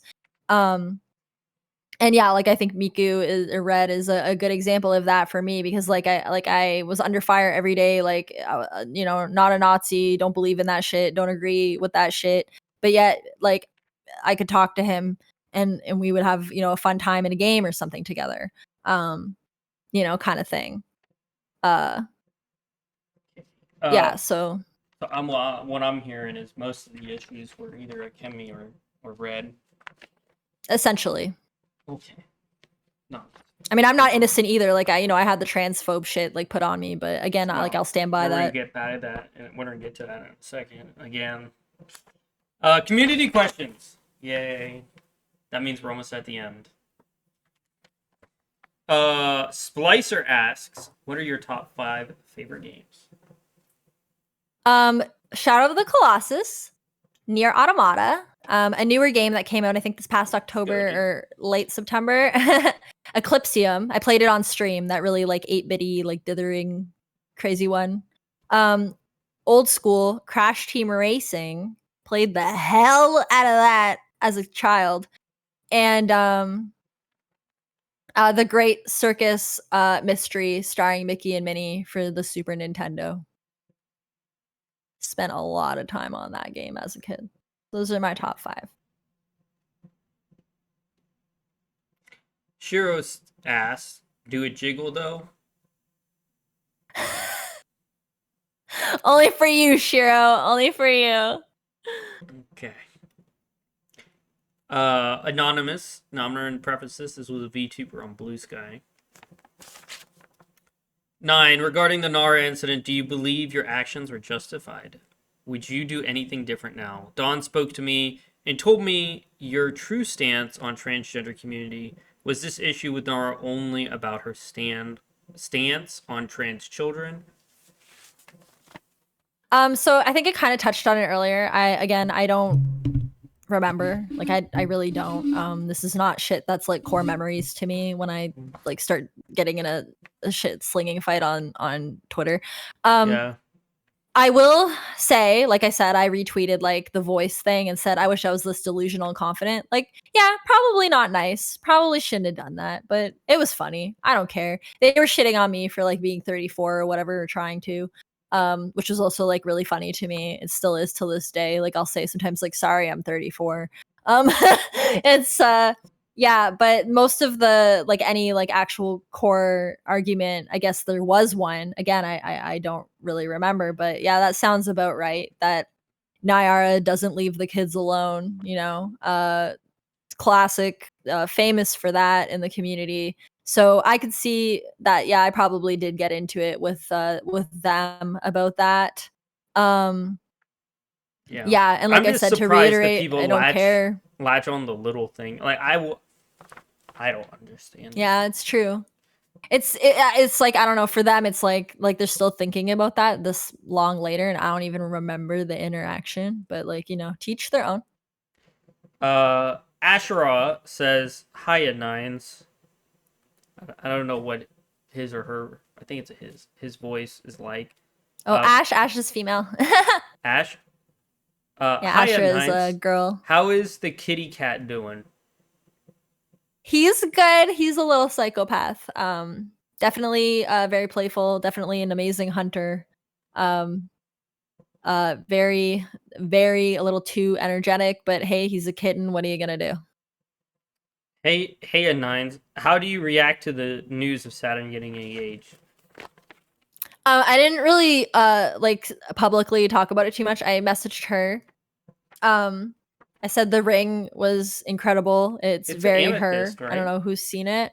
Yeah, it's like her vibe's purple, right? So it really matches her. And I saw the proposal video, and I didn't really verbalize this to her, but I'm very very very very happy for my girl that she's got, you know, a love like that. And the proposal was really sweet. The stuff that he said, it's just kind of heartwarming to see that, you know, um their relationship is going to take the next step, and I'm just really happy for her and everything that's going to come for her next. Hiya, Nines. What's your favorite animal that ain't a fox? I wanted to say wolf, but that's like pretty close, you know, to a fox. If I had to like move Canine. away from fluffy canine, yeah, it would have to be probably sea turtles, something in that What? vein. I Yeah, was they're not so expecting cool. that. They're so cool. I think it's so interesting how they have like a home beach, and no matter where they are, when they go to like lay eggs or whatever, they always go back to like the beach they were born on. And like they'll make like such an insane travel for it. It's crazy. And then it's also like kind of fucked up that they just like have their eggs and then like leave them to the devices of themselves to like come out of the sand and hit the water. Like I don't think they really parent them. But yeah, they're just, I don't know, they're kind of interesting. They're just so cool. They live a long time. um I don't know, they're just a cool animal. They're just like an interesting animal to me. Hiya, Nines. How are you doing in general? I hope you're well. Thank you. I'm doing good. I'm no complaints. I'm unemployed without a care in the world. I just moved to a new apartment not too long ago, and I have a kitten. So you know, I'm doing pretty good. You know, aside from my amazing husbando. So I'm doing good. Can't Right. complain.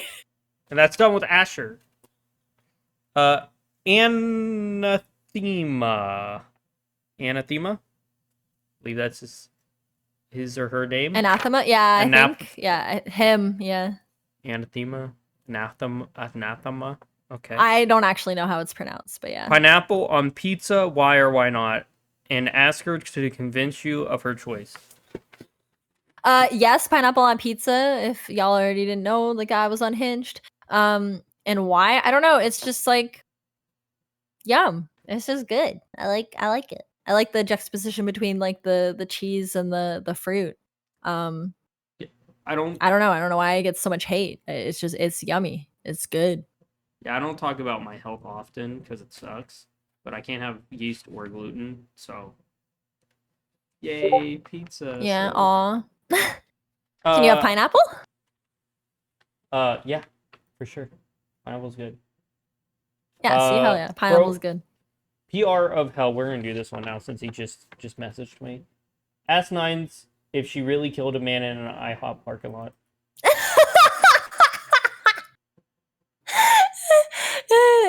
I want to be silly, but I feel like I need to set it straight. It's just a bit, y'all. I had someone on Twitter. I saw people talking about me on like a Twitter post, like that wasn't mine, like other people, like external of me, and someone commented on it, like, didn't she kill a man? Like as if it was like a real like. So no, it's just a bit. It's not real. I didn't kill anyone. I never have killed anyone, and I hope to never kill anyone. Red asks, would you ever consider collaborating with Miku again in the future? That's like a hard one. Like again, nothing against Miku. Like Miku has never been anything but kind to me. I got along quite well with Miku in the group. But it would, I don't know. It would definitely bring a heat on me that I've been trying really hard to like separate myself, right, from like the Vtard and all the connotation and being called a Nazi myself. So that's a tough one. Because I like you and I don't have a problem with you, but I don't think that would be publicly well received for on my end. So Grengolis? Is that how you say that? Grengolis?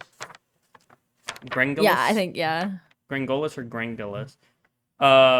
Dear Nines with a Z. What do you cherish most about my crippling van addiction? I don't know what that is. I don't. Yeah, I read this and I was like, does he mean like the shoes or like he has like a bunch of vans in his driveway? Like, I don't know.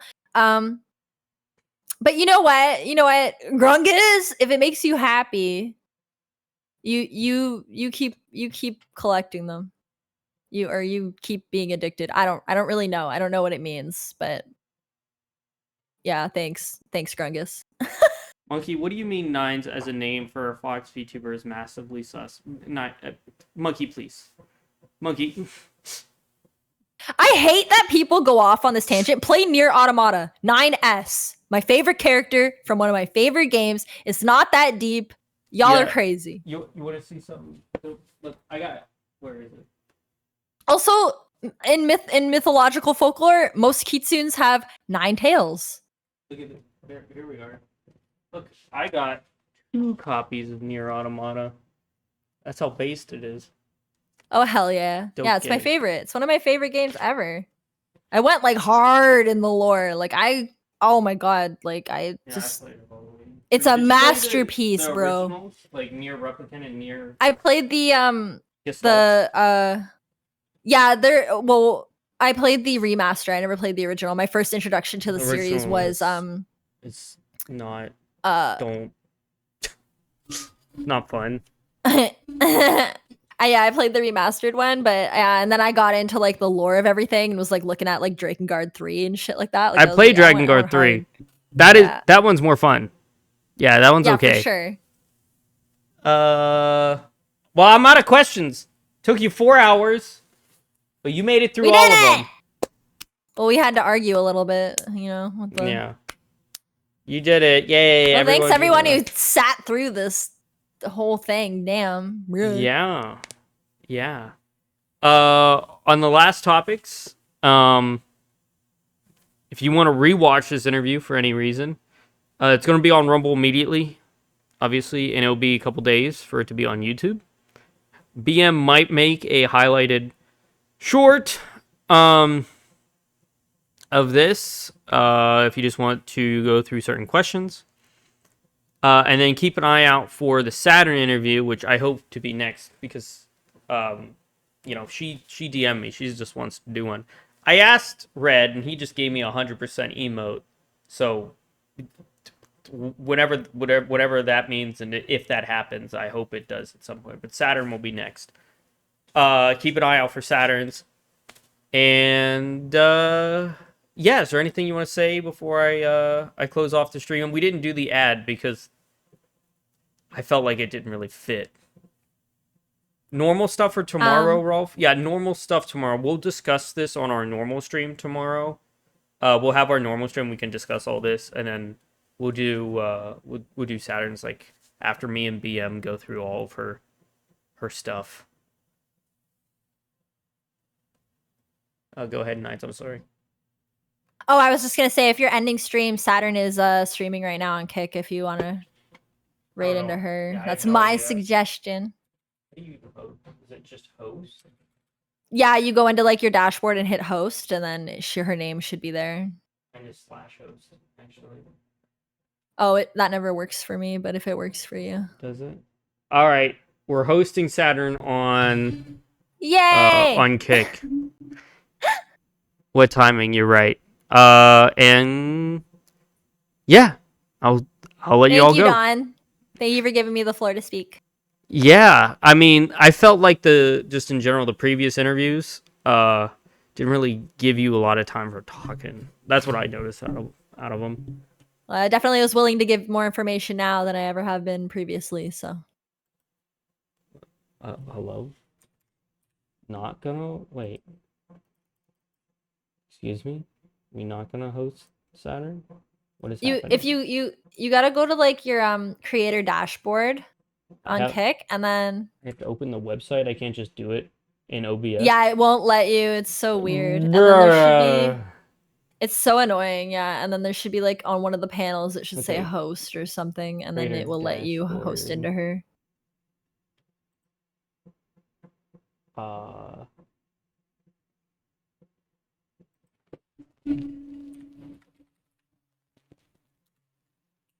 think it's on the right-hand side. There's like host. It says like in a drop down or some shit. I just recently learned because yeah, I was like suffering as well. I'm hearing two of them on the right-hand side. Host channel. Here we go. Yes. Well, have a good night, guys. Show Saturn some love. Yeah, let's hope. All right. I will see you all later. Bye-bye. We did it.